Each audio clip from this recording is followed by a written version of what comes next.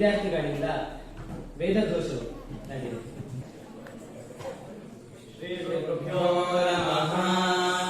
ಹರಿ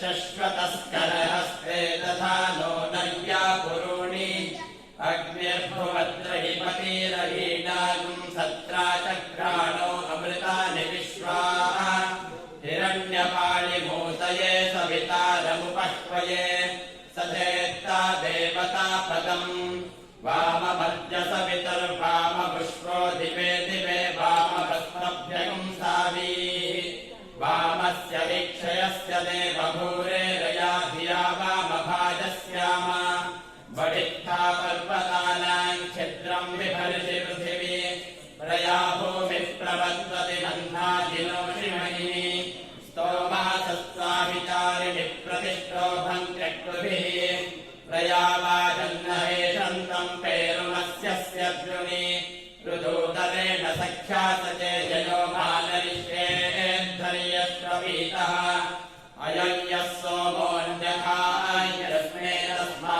इन्द्रं प्रतिरमेम्यच्छ आपान्तमन्यस्त्रफलप्रभर्माधुनिश्चिवीमान् सर्वागुं हृदीषि सोमो विश्वान्यतसावनादिनार्वा इन्द्रं प्रतिमानानि देवुः प्रसुभानः सोमस्तयुष्टिकेतेन्द्राय ब्रह्मजमदग्निरप्तन्न वृषायन्तासि शवसस्तुरस्यान्तर्यच्छ गृणते धर्त्रं नृगुम्भ समाधस्ते मदं च शुष्मयं च ब्रह्मनरो ब्रह्मकृतस्य पर्यन्न अर्को वायत्तुरते सोमचक्षास्तत्रेन्द्रो दधते तत्सतुर्याम् हरिः ओम्.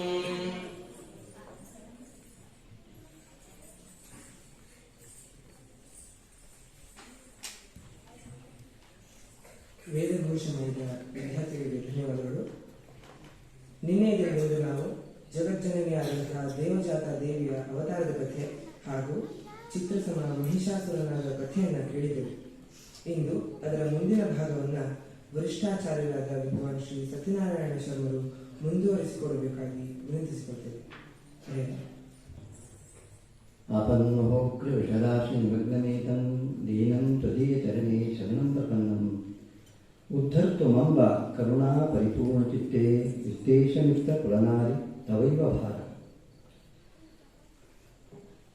ಆಚಾರ್ಯ ಮುಖ್ಯದ ಅಧ್ಯಾಪಕ ಹಾಗೂ ಆತ್ಮೀಯರಾದ ಎಲ್ಲ ಅಂತೆವಾಸಿಗಳು, ಪರಮ ಪೂಜ್ಯ ಜಗದ್ಗುರು ಶ್ರೀ ಸನ್ನಿಧಾನದವರ ದಿವ್ಯ ಚರಣಾರವಿಂದಗಳಿಗೆ ಭಕ್ತಿ ಶ್ರದ್ಧಾಪುರಸ್ಸರವಾದ ಪ್ರಣಾಮಗಳನ್ನು ಸಲ್ಲಿಸಿ ಇಂದಿನ ಈ ಒಂದು ನವರಾತ್ರಿ ಉತ್ಸವದ ಕಾರ್ಯಕ್ರಮದ ಭಾಗವಾಗಿರುವಂತಹ ದೇವಿ ಕಥೆಯ ಕಥನಕ್ಕೆ ನಾನು ಪ್ರಾರಂಭ ಮಾಡಿದೆ. ನಿನ್ನೆ ದೇವಜಾತ ದುರ್ಗ ಎರಡನೆಯದು, ಇವತ್ತು ಮೂರನೆಯದು. ದೇವಜಾತ ದುರ್ಗ ಪ್ರಾದುರ್ಭಾವಕ್ಕೆ ಕಾರಣ ಏನು ಅನ್ನೋದನ್ನು ನೋಡಿದರು. ಚಿತ್ರಸಮ ಪರಾಕ್ರಮಿ, ಬಹಳ ಶೂರ, ಆದರೂ ಕೂಡ ಅಜ್ಞಾನದಿಂದಾಗಿ ತನ್ನ ಅವಿವೇಕದಿಂದ ವ್ಯಕ್ತಿತ್ವವನ್ನು ಹಾಳು ಮಾಡಿಕೊಂಡ, ಯಾವುದನ್ನು ಅಧಿಕವಾಗಿ ಪ್ರೀತಿಸುವ ಮುಖಾಂತರ ತಾನು ಅದೇ ಆದ ಅನ್ನುವಂಥ ಕಥೆಯನ್ನು ನಾವು ನಿನ್ನೆ ಕೇಳಿದ್ವಿ. ಇವತ್ತು ಆ ದೇವಿಯ ಪ್ರಾದುರ್ಭಾವಕ್ಕೆ ಕಾರಣವಾಗಿರುವಂತಹ ಮಹಿಷಾಸುರನ ಸಂಹಾರದ ಘಟ್ಟ ಇವತ್ತು.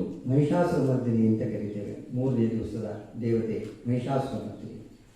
ಯಾರು ದೇವತೆಗಳ ಕಷ್ಟವನ್ನು ನೋಡಿ ಆ ದೇವತೆಗಳ ತೇಜಸ್ಸಿನಿಂದಲೇ, ವಿಶೇಷವಾಗಿ ಬ್ರಹ್ಮ ಮತ್ತು ವಿಷ್ಣು ಹಾಗೂ ಶಿವ ಈ ಮೂರು ಹಾಗೂ ಉಳಿದ ದೇವತೆಗಳ ತೇಜಸ್ಸುಗಳಿಂದಲೇ ಪ್ರಾದುರ್ಭವಿಸಿ ಅವರ ಆಯುಧ ವಿಶೇಷದಿಂದ ಉಂಟಾಗಿರುವಂಥ ಆಯುಧಗಳನ್ನು ಧರಿಸಿ ಮಹಿಷಾಸುರನ ಹಾಗೂ ಅವನ ಸೈನ್ಯದ ವಿರುದ್ಧವಾಗಿ ಯುದ್ಧವನ್ನು ಮಾಡಲಿಕ್ಕೆ ಪ್ರಾರಂಭಿಸಿದರು. ಅವನನ್ನು ಸಂಹರಿಸುವ ಅವರ ಕಥೆ. ದೇವಜಾತ ಅಂತ ಯಾಕೆ ಅನ್ನೋದನ್ನು ನಾವು ನಿನ್ನೆ ನೋಡಿದ್ದೆವು. ಎಲ್ಲ ದೇವತೆಗಳ ತೇಜಸ್ಸಿನಿಂದ ಉದ್ಭೂತರಾಗಿದ್ದರಿಂದಾಗಿ ಅವರಿಗೆ ದೇವಜಾತ ಅಂತ ಹೆಸರು. ಆಕೆ ಯುದ್ಧಕ್ಕೆ ಸನ್ನದ್ಧರಾಗಿ ಅಟ್ಟಹಾಸವನ್ನು ಮಾಡ್ತಾಳೆ. ಮಾಡಿದಾಗ ಮಹಿಷಾಸುರನಿಗೆ ಕೋಪ ಬರುತ್ತೆ. ಯಾಕೆಂದರೆ ಸಹಜ, ಇಲ್ಲಿಯವರೆಗೆ ಯಾರೂ ಕೂಡ ತನ್ನನ್ನು ಪ್ರಶ್ನಿಸುವಂಥ ವ್ಯಕ್ತಿಗಳು ಸ್ವರ್ಗದಲ್ಲಿರಲಿಲ್ಲ. ಈಗ ಯಾವುದೋ ಒಂದು ವ್ಯಕ್ತವಾದಂತಹ ಅಟ್ಟಹಾಸ ಧ್ವನಿ ಬರ್ತಾ ಇದೆ. ಅದನ್ನು ಕೇಳಿ ವಿಸ್ಮಿತನಾಗ್ತಾನಾಗ ಆಸ್ತಿಮೇತದಿ ಕ್ರೋಧ ದಾಭಾಷ್ಯ ಮಹಿಷಾಸುರ, ಅಂದರೆ ಕೋಪದಿಂದ ಇದೇನಿದು ಅಂತ ಪ್ರಶ್ನೆ ಮಾಡ್ತಾನೆ. ಆಮೇಲೆ ಆ ಶಬ್ದ ಬಂದ ಕಡೆಗೆ ಆತ ತನ್ನೆಲ್ಲ ಸೈನ್ಯವನ್ನು ಒಟ್ಟು ಮಾಡಿಕೊಂಡು ಯುದ್ಧಕ್ಕೆ ಅಂತ ಬರ್ತಾನೆ. ಉದ್ಯತಾಯುಧ ಆಯುಧಗಳನ್ನೆಲ್ಲ ಕೈಗೆ ಹಿಡ್ಕೊಂಡೇ ಬಂದವರು ಯುದ್ಧಕ್ಕೆ. ಆಗ ಮಹಿಷಾಸುರನಿಗೆ ಇನ್ಯಾರಿಗೂ ಕೂಡ ಸಿಗದೇ ಇರುವಂತಹ ಒಂದು ಅಪೂರ್ವವಾಗಿರುವಂತಹ ಲಾಭ ಆಗುತ್ತೆ. ದೇವಿಯ ದರ್ಶನ ಆಗುತ್ತೆ ಆತನಿಗೆ. ಹೇಗಿದ್ದಾಳೆ ದೇವಿ ಅಂತೇಳಿ ಪಾದಾಕ್ರಾಂತಿಯ ನಟಭೂಮಿ ಕಿರೀಟವು ಲಿಖಿತಾಂಬರ ಅಂತ ವರ್ಣನೆ ಮಾಡ್ತಾರೆ ವ್ಯಾಸ. ಅಂದರೆ ಅವಳ ಕಿರೀಟ ಆಕಾಶವನ್ನು ಚುಂಬಿಸ್ತಾ ಇದೆ, ಕಾಲಿನಿಂದ ಭೂಮಿ ಬಗ್ಗಿದೆ. ಅಷ್ಟು ಈ ಮೂರು ಲೋಕವನ್ನು ಕೂಡ ವ್ಯಾಪಿಸಿ ನಿಂತಿರುವಂತಹ ಅಪೂರ್ವವಾಗಿರುವಂತಹ ತ್ರಿಜೋಳ ಮೂರ್ತಿ. ಅದು ಸರ್ವಸಾಧಾರಣ ಜನರಿಗೆ ಆ ರೂಪ ನೋಡಲಿಕ್ಕೆ ಸಿಗುವಂತಹದ್ದಲ್ಲ. ಮಹಿಷನಿಗೆ ಅದೇನು ಪೂರ್ವ ಪುಣ್ಯದ ಭಾಗ್ಯವೋ ಅಂಥದ್ದನ್ನು ನೋಡಲಿಕ್ಕೆ ಸಿಕ್ಕಿದೆ. ಅದು ಸೂಚನೆ, ದೇವಿ ಅವನ ಮೇಲೆ ಅನುಗ್ರಹ ಮಾಡಿದ್ದಾಳೆ ಅನ್ನೋದು ಸೂಚನೆ ಇರಬೇಕು. ಆಮೇಲೆ ಕ್ರಮವಾಗಿ ಇವರೆಲ್ಲರೂ ಕೂಡ ಸೇನಾನಿಗಳಾದವರೆಲ್ಲರೂ ಕೂಡ ಯುದ್ಧಕ್ಕೆ ಬರ್ತಾರೆ. ಮೊಟ್ಟ ಮೊದಲು ಬರುವವನು ಚಿಕ್ಷುರ ಅನ್ನೋನು. ಅವನು ಸಾಕಷ್ಟು ಅನೇಕ ಲಕ್ಷ ಸಂಖ್ಯೆಯ ರಥಗಳು, ವಾಹನಗಳು, ಕೋಟಿ ಸಂಖ್ಯೆಯ ಸೈನಿಕರು ಎಲ್ಲ ಕೇಳ್ತಾರವರು. ಒಟ್ಟು ಬಹಳ ಬೃಹತ್ ಸಂಖ್ಯೆಯ ಸೈನ್ಯ ಅಂತ ನಾವು ಇಟ್ಕೋಬಹುದು. ಚಿಕ್ಷುರ ಮೊದಲು ಯುದ್ಧಕ್ಕೆ ಬರ್ತಾನೆ. ತನ್ನ ಬಾಣವರ್ಷದಿಂದ ಹೇಗೆ ಮೇರು ಪರ್ವತವನ್ನು ಮೇಘವು, ಮಳೆಗಾಲದಲ್ಲಿ ಮೇಘವು ಮುಚ್ಚಿಬಿಡುತ್ತೋ ಅದೇ ರೀತಿಯಾಗಿ ಬಾಣವರ್ಷದಿಂದ ದೇವಿಯನ್ನು ಮುಚ್ಚಿದ ಅಂತ ವರ್ಣನೆ ಮಾಡ್ತಾರೆ. ಅದೆಲ್ಲವನ್ನು ಕೂಡ ನಿರಾಕರಿಸ್ತಾಳೆ ದೇವಿ ತನ್ನ ಶಕ್ತಿಯಿಂದ. ಆಮೇಲೆ ಅವನ ರಥ ಹೋಗುತ್ತೆ, ಸಾರಥಿ ಹೋಗ್ತಾನೆ, ಅಶ್ವಗಳು ಸತ್ತು ಹೋಗ್ತವೆ, ಏಕಾಕಿ ಆಗ್ತಾನೆ. ಅವನನ್ನು ದೇವಿ ತನ್ನ ಶೂಲದಿಂದ ಕೊಂದಿರ್ತಾಳೆ ಚಿಕ್ಷುರನ ಸಂಹಾರ ಆಯಿತು. ಆಮೇಲೆ ಚಾವರ ಅನ್ನೋನು ಬರ್ತಾನೆ, ಮತ್ತೊಬ್ಬ ಸೇನಾಧಿಪತಿ. ಅವನ ಆನೆಯನ್ನು ಏರಿ ಬರ್ತಾನೆ. ಆನೆಯನ್ನು ಬೇರೆ ಯುದ್ಧ ಮಾಡ್ತಾನೆ. ಯುದ್ಧ ಮಾಡುವಾಗ ಸಿಂಹದ ಮೇಲೆ ಆಕ್ರಮಣ ಮಾಡಿದಾಗ ದೇವಿಯ ವಾಹನವಾಗಿರುವ ಸಿಂಹ ಆನೆಯ ಮೇಲೆ ಹಾರಿ ಅವನ ಜೊತೆಗೆ ಯುದ್ಧ ಮಾಡಿ ಅವನನ್ನು ಕೊಂದಾಗುತ್ತೆ, ಕತ್ತಲೆಯನ್ನು ಕತ್ತರಿಸಿ ಆಗುತ್ತೆ. ಹೀಗೆ ಅನೇಕ ಜನ ಸೇನಾನಿಗಳು, ಉದಗ್ರ ಅನ್ನೋನು, ಆಮೇಲೆ ದುರ್ಮುಖ ಮೊದಲಾಗಿರುವಂತಹ ಇನ್ನೂ ಅನೇಕ ಸೇನಾನಿಗಳೆಲ್ಲರೂ ಕೂಡ, ಮಹೋಗ್ರ ಮೊದಲಾಗಿರುವಂಥ ಎಲ್ಲ, ಮಹಾಮನು ಮೊದಲಾಗಿರುವಂಥ ಎಲ್ಲ ಸೇನಾನಿಗಳು ಕೂಡ ನಾಶವಾಗ್ತಾರೆ ಯುದ್ಧದಲ್ಲಿ. ಅನೇಕ ಜನ ಸೈನಿಕರು ಕೂಡ ಈ ಮರಣವನ್ನು ಹೊಂದುತ್ತಾರೆ. ಈ ಸ್ಥಿತಿಯನ್ನು ಕಂಡ ಮಹಿಷಾಸುರ ಸ್ವತಃ ತಾನೇ ಯುದ್ಧಕ್ಕೆ ಇದ್ದಾನೆ. ಅಲ್ಲಿವರೆಗೆ ಅವನ ಹೆಚ್ಚಿನ ಸೈನ್ಯ ನಾಶವಾಗಿದೆ. ಹೆಚ್ಚಿನ ಸೇನಾನಿಗಳು ಯಾರೂ ಇಲ್ಲ, ಅವರೆಲ್ಲರೂ ಕೂಡ ಸಮೃದ್ಧರಾಗಿದ್ದಾರೆ ದೇವಿಯಿಂದ. ಆಗ ಮಹಿಷಾಸುರ ಸ್ವತಃ ಯುದ್ಧಕ್ಕೆ ಬರ್ತಾನೆ ತನ್ನ ನಿಜವಾದ ಸ್ವರೂಪದಿಂದ. ಅವನ ಆ ಯುದ್ಧದ ವೈಖರಿ ಹೇಗಿತ್ತು ಅಂತಂದರೆ, ತನ್ನ ನಿಶ್ವಾಸದಿಂದ ಅನೇಕ ದೇವತೆಗಳನ್ನು, ಆ ದೇವಿಯ ಸೈನಿಕರನ್ನು ಭೂಷಧರರನ್ನಾಗಿ ಮಾಡ್ತಾನೆ. ಕಾಲ ಗೊರಸಿನ ನೀವು ನೋಡಿರಬೇಕು, ಈ ಕೋಣ ಅದಕ್ಕೆ ಹುರುಪು ಬಂದರೆ, ಹುಮ್ಮಸ್ಸು ಬಂದರೆ ತನ್ನ ಕೋಣದಿಂದ ನೆಲವನ್ನು ಅಗೆಯುತ್ತೆ, ಎತ್ತರ ಪ್ರದೇಶ ಆದರೆ, ಇಲ್ಲ ಕಾಲಿನ ಗೊರಸಿನಿಂದ ನೆಲವನ್ನು ಕೀಳುತ್ತೆ, ಹೀಗೆಲ್ಲ ಮಾಡುತ್ತೆ. ಆ ರೀತಿಯಾಗಿರುವಂತಹ ಉನ್ಮಾದದಿಂದ ಆ ರೀತಿಯಾಗಿ ಎಲ್ಲ ವರ್ತನೆಯನ್ನು ಮಾಡ್ತಾನೆ. ಅವನ ಬಾಲದ ಹೊಡೆತದಿಂದ ಸಮುದ್ರದ ನೀರು ಎಲ್ಲ ಕಡೆಗೂ ವ್ಯಾಪಿಸೋಯ್ತು ಅಂತ ಹೇಳ್ತಾರೆ ವ್ಯಾಸ. ಹಾಗಾಯಿತು. ಎಷ್ಟೋ ಪರ್ವತಗಳನ್ನು ಕಿತ್ತು ಬಿಸಾಕ್ತಾನೆ ದೇವಿಯ ಮೇಲೆ, ಆದರೆ ಯಾವುದೂ ಕೂಡ ಪ್ರಯೋಜನಕ್ಕೆ ಬರುವುದಿಲ್ಲ. ಅದೆಲ್ಲವನ್ನೂ ಕೂಡ ದೇವಿ ತನ್ನ ಶಕ್ತಿಯಿಂದ ಅದೆಲ್ಲವನ್ನು ನಿರಾಕರಿಸ್ತಾರೆ. ಅವರೆಲ್ಲ ಆಯುಧವನ್ನು ಕೂಡ ನಾಶ ಮಾಡ್ತಾರೆ. ಅವನು ಹೀಗೆ ಅಟ್ಟಹಾಸ ಮಾಡ್ತಾ ಇದ್ದಾಗ ಆಕೆ ಹೇಳುವಂಥ ಮಾತು, ಯಾಕೆಂದ್ರೆ ಯುದ್ಧ ಮಾಡುವಾಗ ಕೋಪ ಇರಬೇಕು, ಕೋಪ ಇಲ್ಲದೆ ಇದ್ದರೆ ಯುದ್ಧ ಮಾಡಲಿಕ್ಕೆ ಸಾಧ್ಯವಾಗುವುದಿಲ್ಲ. ಅದಕ್ಕೋಸ್ಕರ ಕೋಪವನ್ನು ಬರೆಸ್ಕೊಳ್ತಾಳೆ ಅಂತ ಹೇಳ್ತಾರೆ. ಅವಳು ಮಧುಪಾನವನ್ನು ಮಾಡ್ತಾಳೆ. ಮಧುಪಾನ ಅನ್ನೋದು ಯುದ್ಧಕ್ಕೆ ಉತ್ಸಾಹವನ್ನು ಕೊಡುವಂಥದ್ದು, ವೀರಪಾನ ಅಂತ ಕೂಡ ಕರೀತಾರೆ. ಅಲ್ಲಿ ರಾಮಾಯಣಗಳು ಕೂಡ ಬರುತ್ತೆ. ರಾಮ ಕ್ರೋಧವನ್ನು ತನ್ನೊಳಗೆ ಆವಾಹಿಸಿಕೊಂಡ ಕ್ರೋಧ ಮಾಹಯತ್ತಿ ಅಂತ ವಾಲ್ಮೀಕಿ ಮಾಡ್ತಾರೆ. ಹಾಗೆ ಇಲ್ಲಿಯೂ ಕೂಡ ಕ್ರೋಧವನ್ನು ತನ್ನೊಳಗೆ ಇಟ್ಕೊಳ್ಳಿಕ್ಕೋಸ್ಕರ ವೀರಪಾನವನ್ನು ಮಾಡ್ತಾ ಇದ್ದೀವಿ. ಗರ್ಜ ಗರ್ಜ ಕ್ಷಣಮೂಢ ಮಧು ಯಾವ ಪಿವಾಮ್ಯಹಂ. ನೀನು ಗರ್ಜನೆ ಮಾಡೋದು ತೊಂದರೆ ಇಲ್ಲ. ಎಲ್ಲಿವರೆಗೆ? ನಾನು ಮಧುಪಾನವನ್ನು ಮಾಡಿ ಮುಗಿಸುವವರೆಗೆ ಗರ್ಜನೆ ಮಾಡು. ಯಾಕೆಂದರೆ ನನ್ನಿಂದ ನೀನು ಹತನಾದಾಗ ನೀನು ಇಲ್ಲಿವರೆಗೆ ಯಾವ ರೀತಿಯಾಗಿ ಗರ್ಜನೆ ಮಾಡಿದ್ಯೋ ಅದೇ ರೀತಿಯಲ್ಲಿ ದೇವತೆಗಳು ಗರ್ಜನೆ ಮಾಡ್ತಾರೆ. ಗರ್ಜಿಷ್ಯಂತೆ ಆಶು ದೇವತಾ, ದೇವತೆಗಳು ಇದೇ ರೀತಿಯಲ್ಲಿ ಗರ್ಜನೆ ಮಾಡ್ತಾರೆ. ಎಲ್ಲಿವರೆಗೆ? ಒಂದು ಕ್ಷಣಕಾಲ ಮಾತ್ರ. ನಾನು ಮಧುಪಾನವನ್ನು ಮಾಡಿ ನಿನ್ನ ಸಂಹಾರ ಮಾಡುವವರೆಗೆ ಮಾತ್ರ ಈ ನಿನ್ನ ಗರ್ಜನೆ ಅಂತ ಹೇಳ್ತಾರೆ. ಆಮೇಲೆ ಅವನನ್ನು ಬಂಧಿಸಲಿಕ್ಕೆ ಅಂತ ಪಾರ್ಶ್ವವನ್ನು ಎಸಿತಾರೆ. ಯಾಕಂದ್ರೆ ಮಹಿಷ ಕಟ್ಟಿ ಹಾಕುವಂಥದ್ದು ಪಶು ಬಂಧನ ಎನ್ನುವಂಥ ಧಾತುವಿಂದ ಬಂದಿರುವಂಥದ್ದು. ಕಟ್ಟಿ ಹಾಕುವಂಥದ್ದನ್ನು ಪಶುಗಳು ಅಂತ ಕರಿತೇವೆ. ವನ್ಯವಾಗಿರುವಂಥದ್ದು ಮೃಗಗಳು, ಅಂದರೆ ಗ್ರಾಮ್ಯವಾಗಿರುವಂಥದ್ದು ಪಶುಗಳು ಅಂತ ವ್ಯವಹಾರ ಸಂಸ್ಕೃತದಲ್ಲಿ. ಪಶುವಾದ್ರಿಂದ ಹಗ್ಗವನ್ನು ಹಾಕ್ತಾರೆ, ಪಾಶವನ್ನು ಹಾಕ್ತಾರೆ, ಅವನು ತಪ್ಪಿಸ್ಕೊಳ್ತಾನೆ, ಆನೆಯ ರೂಪವನ್ನು ತಾಳ್ತಾನೆ. ಆಮೇಲೂ ಕೂಡ ಅವನ ಮೇಲೆ ಪ್ರಹಾರ ಮಾಡಿದಾಗ ಸಿಂಹ ಹಾಕ್ತಾನೆ. ಸಿಂಹ ರೂಪದಿಂದ ದೇವಿ ಮೇಲೆ ಇರಲಿ, ಸಿಂಹ ರೂಪದಿಂದ ಆ ದೇವಿಯ ಸಿಂಹದ ಮೇಲೆ ಆಕ್ರಮಣ ಮಾಡಿದಾಗ ಆನೆಯ ರೂಪದಿಂದ ಅದರ ಸೊಂಡಿಲನ್ನು ಕತ್ತರಿಸ್ತಾ ಇದ್ದೀವಿ. ಆದರೂ ಕೂಡ ಅವನು ಬಿಡುವುದಿಲ್ಲ. ಪುನಃ ಮಹಿಷ ರೂಪವನ್ನು ಕಾಡ್ತಾನೆ, ಪುನಃ ಪುರುಷ ರೂಪಕ್ಕೆ ಹೋಗ್ತಾನೆ. ಆಗ ದೇವಿ ಅವನ ಕಾಲಿನಿಂದ ವೃತ್ತಿ ಹಿಡಿದು ಖಡ್ಗದಿಂದ ಅವನ ತಲೆಯನ್ನು ಕತ್ತರಿಸಿ ಹಾಕ್ತಾನೆ. ಇಲ್ಲಿಗೆ ಆದರೂ ಕೂಡ ಒಂದು ಪುರುಷ ಅವನು ಅಲ್ಲಿಂದ ಹೇಳ್ತಾನೆ ಶರೀರದಿಂದ. ಆಮೇಲೆ ಆ ಅರ್ಧ ಪುರುಷನ್ನು ಕೂಡ ಆಕೆ ಕತ್ತರಿಸಿ ಹಾಕ್ತಾಳೆ ತನ್ನ ತ್ರಿಶೂಲದಿಂದ. ಹೀಗೆ ಮಹಿಷಾಸುರ ಸಂಹಾರ ಆಗುತ್ತೆ. ಇಲ್ಲಿ ಮಹಿಷಾಸುರ ಸಂಹಾರ ಆಯಿತು. ಆದರೆ ವಾಸ್ತವಿಕವಾಗಿ ನಾವು ಯೋಚನೆ ಮಾಡಿದರೆ ಕಥೆ ಮಕ್ಕಳ ಕಥೆ ಆಗುವುದು, ಅದನ್ನು ಹೊರತಾಗಿ ನಾವು ಚಿಂತನೆ ಮಾಡೋದಾದರೆ ಏನು ಮಹಿಷಾಸುರ ಕೊಡ್ತಾ ಇರುವಂತಹ ಅಥವಾ ಮಹಿಷಾಸುರನ ಕಥೆಯ ಮುಖಾಂತರ ನಮಗೆ ಸಿಗುವಂತಹ ತತ್ವ ಏನು ಅನ್ನೋದನ್ನು ಯೋಚನೆ ಮಾಡಿದರೆ, ಮಹಿಷ ಅಂದರೆ ಕೋಣ ಗೊತ್ತಿದೆ, ಕೋಣ ನೋಡಿದೆ, ಅದಕ್ಕೆ ಶಕ್ತಿ ಬಹಳ, ಆದರೆ ಬುದ್ಧಿ ಕಡಿಮೆ. ಬುದ್ಧಿ ತುಂಬ ಕಡಿಮೆ, ಶಕ್ತಿ ತುಂಬ. ಅದಕ್ಕೆ ಸುಲಭವಾಗಿ ಯಾವುದು ಕೂಡ ನಾಟೋದಿಲ್ಲ. ಅದಕ್ಕೆ ಹೊಡೆದ್ರೆ ಮೊದಲನೇ ಪೆಟ್ಟು ಎರಡನೇ ಪೆಟ್ಟು ಗೊತ್ತೇ ಆಗೋದಿಲ್ಲ. 4 ಪೆಟ್ಟು ಹೊಡೆದ್ಮೇಲೆ ಗೊತ್ತಾಗುತ್ತೆ ನನಗೆ ಹೊಡಿತಾ ಇದ್ದಾರೆ ಅಂತ. ನೋಡಿ, ಈ ಕುದುರೆಗಳಿರ್ಬೋದು ಅಥವಾ ಎತ್ತುಗಳಿರ್ಬೋದು, ಅವನು ಕುದುರೆ ಸವಾರಿಯನ್ನು ಮಾಡುವವನು ಅಥವಾ ಎತ್ತನ್ನು ಹೂಡಲಿಕ್ಕೆ ಅಂತ ನೇಗಿಲು ಹಿಡಿದವನು ಆದರೆ ಆ ನೇಗಿಲು ಹಿಡಿದ ವ್ಯಕ್ತಿ ನೋಡಿ ಕೂಡ ಗೊತ್ತಾಗುತ್ತದೆ. ಗಾಡಿಯನ್ನೇ ಹಿಡಿದ ಸವಾರ ಯಾವ ರೀತಿ ಆಗಿದೆ ತಕ್ಷಣ ಗೊತ್ತಾಗುತ್ತೆ. ಅವನಿಗೆ ಅನುಗುಣವಾಗಿ ಅವ್ರು ವರ್ತನೆ ಶುರು ಮಾಡ್ತಾರೆ. ಅವನು ಸರಿಯಾಗಿದ್ದಾನೆ ಅಂದರೆ ಸರಿಯಾಗಿ ಹೋಗ್ತಾರೆ, ಇಲ್ಲದೇ ಇರುವಂಥ ತುಂಟಾಟವನ್ನು ಮಾಡಲಿಕ್ಕೆ ಶುರು ಮಾಡ್ತಾರೆ. ಎತ್ತಾದರೂ ಅಷ್ಟೇ, ಕುದುರೆ ಆದರೂ ಅಷ್ಟೇ. ಸವಾರನ ಒಂದು ಶೈಕ್ಷಣಿಕ ಅರ್ಹತೆಯನ್ನು ನಾವು ಬಹಳ ಸೂಕ್ಷ್ಮವಾಗಿ ಗ್ರಹಣ ಮಾಡ್ತೇವೆ. ಆ ಶಕ್ತಿ ಈ ಕೋಣನಿಗಿಲ್ಲ. ಮತ್ತೆ ಅದು ಸಹಜವಾಗಿ ಕೋಣ ತಾಪವನ್ನು ಸಹಿಸೋದಿಲ್ಲ. ಬೆಳಕಾಗಲು ಬಿಸಿಯಾಗಲು ಕೆಸರುಂಡೆ ಬಹಳ ಪ್ರೀತಿ. ನೀವು ಬೇಕಾದರೆ ಕೆಸರುಂಡದಲ್ಲಿ ಬಿದ್ದಿರುವಂತಹ ಕೋಣದ ಎಮ್ಮೆಗಳನ್ನು ನೀವು ನೋಡಿರ್ಬೋದು. ಬಹುಶಃ ಸ್ವರ್ಗ ಸುಖ ಎದುರುಗಡೆಗಿದ್ರು ಕೂಡ ಅದನ್ನು ಅವರು ಒಪ್ಪೋದಿಲ್ಲ. ಅದನ್ನು ಕೇಳಿದರೆ ಅದಕ್ಕಿಂತ ಹೆಚ್ಚಿನ ಸುಖ ಇಲ್ಲೇ ಇದೆಯಪ್ಪ, ಈ ಕೆಸರುಂಡದಲ್ಲಿರುವಂತಹ ಸುಖ ದೇವೇಂದ್ರ ಬಂದು ಕೇಳಿದ್ರು ಕೂಡ ಬಹುಶಃ ಅದು ಬಿಟ್ಟು ಅದನ್ನು ಹೊರಗಡೆ ಹೋಗುವುದಿಲ್ಲ ಅಂತ ಸ್ವಭಾವ. ಇದು ಯಾವುದಕ್ಕೆ ಪ್ರತೀಕ ಅಂದರೆ ಮೋಹಕ್ಕೆ ಪ್ರತೀಕ. ಮೋಹ ನಮಗೆ ಗೊತ್ತಿದೆ. ಪ್ರೀತಿ ಯಾವುದಾದ್ರೂ ಒಂದು ವಸ್ತುವಿನಲ್ಲಿ, ಯಾವುದೋ ಒಂದು ವ್ಯಕ್ತಿಯಲ್ಲಿ ಅತ್ಯಂತ ಹೆಚ್ಚಾಗುತ್ತೆ. ಪ್ರೀತಿ ಹೆಚ್ಚಾದರೆ ವಿವೇಕ ಇಲ್ಲದೆ ಇರುವಂಥ ಪ್ರೀತಿ, ಹುಚ್ಚು ಪ್ರೀತಿ, ಕುರುಡು ಪ್ರೀತಿ, ಅದನ್ನು ಮೋಹ ಅಂತ ಕರೀತಾರೆ.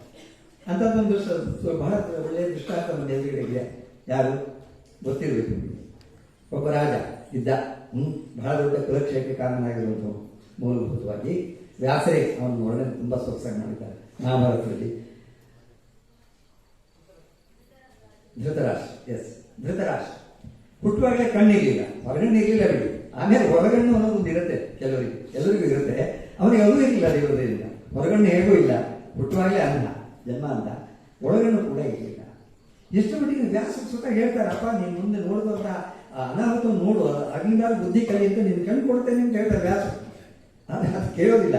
ಅಯ್ಯೋ ನಾನು ಜ್ಞಾತಿಗಳ ವಧೆಯನ್ನು, ಜ್ಞಾತಿಗಳ ಸಾವನ್ನು ನಾನು ನೋಡಿ ಬಯಸೋದಿಲ್ಲ ಅಂತ ಕಣ್ಣು ಬೇಡ ಅಂತ ಹೇಳ್ತಾನೆ ಮಹಾನುಭಾವ. ಅಂದರೆ ವ್ಯಾಸರು ಸ್ವತಃ ದೃಷ್ಟಿಶಕ್ತಿಯನ್ನು ಕೊಡಲಿಕ್ಕೆ, ಅನುಗ್ರಹ ಮಾಡಲಿಕ್ಕೆ ಮುಂದಾದರೂ ಕೂಡ ಆ ದೃಷ್ಟಿಶಕ್ತಿ ಬೇಡ ಅಂತ ಹೇಳಿದ್ರೆ. ಯಾಕೆಂದರೆ ಅಲ್ಲೂ ಕೂಡ ಮೋಹ. ಯಾಕೆಂದರೆ ಗೆಲ್ಲುವವರು ಯಾರು? ತನ್ನವರು. ಯಾರು? ನನ್ನ ದುರ್ಯೋಧನ ಗೆಲ್ತಾನೆ, ಪಾಂಡವರು ಸೋತೋಗ್ತಾರೆ, ಸಾಯ್ತಾರೆ. ಆದ್ರಿಂದಾಗಿ ದಾಯಾದಿಗಳ ಕೊಲೆಯನ್ನು ಅಥವಾ ದಾಯಾದಿಗಳ ಸಂಹಾರವನ್ನು ನಾನು ನೋಡ್ಲಿಕ್ಕೆ ಇಷ್ಟ ಇಲ್ಲ, ನನ್ನ ಕಣ್ಣು ಬೇಡ ಅಂತ ಹೇಳ್ತಾನೆ. ಮೋಹ ಅಡರಿದರೆ ನಮ್ಮನ್ನು ವ್ಯಾಪಿಸಿಕೊಂಡ್ರೆ ಹೀಗಾಗುತ್ತೆ. ಈ ಮೋಹವನ್ನು ನಾವು ದೂರ ಆಗಿರಬೇಕು ಅನ್ನೋದು ಮುಖ್ಯವಾಗಿ ಮಹಿಷಾಸುರನ ಕಥೆಯಲ್ಲಿರುವಂತಹ ಒಂದು ತತ್ವ. ಯಾಕೆ ಇದನ್ನು ಹೇಳ್ತಾ ಇದ್ದೇನೆ ಅಂದರೆ ಸ್ವಲ್ಪ ಆದರೂ ಚಿಂತೆ ಇರುವಂಥ ಬುದ್ಧಿಗೆ ಸ್ವಲ್ಪ ಆಹಾರ ಸಿಗ್ಬೋದು ಅನ್ನೋದರಲ್ಲಿ. ಯಾಕೆಂದರೆ ನಾನು ಯಾವಾಗಲೂ ಹೇಳುವ ಹಾಗೆ ಯಾವ ಭಾರತೀಯವಾಗಿರುವಂತಹ ಒಂದು ಸಾಹಿತ್ಯ ಪ್ರಕಾರ ಇರ್ಬೋದು, ಪುರಾಣಗಳಿರ್ಬೋದು ಅಥವಾ ಕಾವ್ಯಾದಿರ್ಬೋದು, ಯಾವುದೂ ಕೂಡ ನಮ್ಮ ಜನಜೀವನದಿಂದ ಅದು ತುಂಬ ದೂರದಲ್ಲಿಲ್ಲ. ನಮ್ಮ ಬದುಕಿಗೆ ಬೇಕಾಗಿರೋದನ್ನೇ ಹೇಳ್ತಾ ಇರುತ್ತೆ. ನಾವು ಸ್ವಲ್ಪ ಚಿಂತಿಸಬೇಕು ಅಷ್ಟೇ, ಯಾವುದನ್ನು ಹೇಳ್ತಾ ಇದೆ, ತತ್ವ ಏನು ಕೊಡ್ತಾ ಇದೆ, ಯಾವ ಸಂದೇಶವನ್ನು ಅದು ನಿಮಗೆ ನೀಡ್ತಾ ಇದೆ ಅನ್ನೋದು ನಾವು ಸೂಕ್ಷ್ಮವಾಗಿ ಅವಲೋಕನ ಮಾಡಬೇಕಾಗುತ್ತೆ ಅಷ್ಟೇ. ಈ ಮೋಹ ಯಾವಾಗ ಬರುತ್ತೆ ಹೇಳಿ? ನಮ್ಮ ಪ್ರೀತಿ ಕೊಡಲಾದಾಗ. ಚಿತ್ರ ಸಮ ಯಾಕೆ ಕೋಣ ಆಗಿದೆ ಅನ್ನೋದು ಶ್ರೀ ಸಂವಿಧಾನದವರು ನಿನ್ನೆ ತುಂಬ ಮನೋಜ್ಞವಾಗಿ ಉದಾಹರಣೆಯಾಗಿ ಅದನ್ನು ಹೇಳಿದರು. ಅಷ್ಟೇ ಅಲ್ಲ, ಈ ದೇಶಕ್ಕೆ ಭಾರತ ಅನ್ನುವಂತಹ ಹೆಸರು ಕೊಟ್ಟಂತ ಭರತ ಕೊನೆಯಲ್ಲಿ ಅತ್ಯಂತ ಪ್ರೀತಿಯಿಂದ ಸಾಗಿದ ಜಿಂಕೆಯಿಂದಾಗಿ ಜಿಂಕೆಯಾಗುತ್ತಿದ್ದ ಅನ್ನುವಂಥ ಘಟನೆಯನ್ನು ಕೂಡ ಹೇಳಿದರು.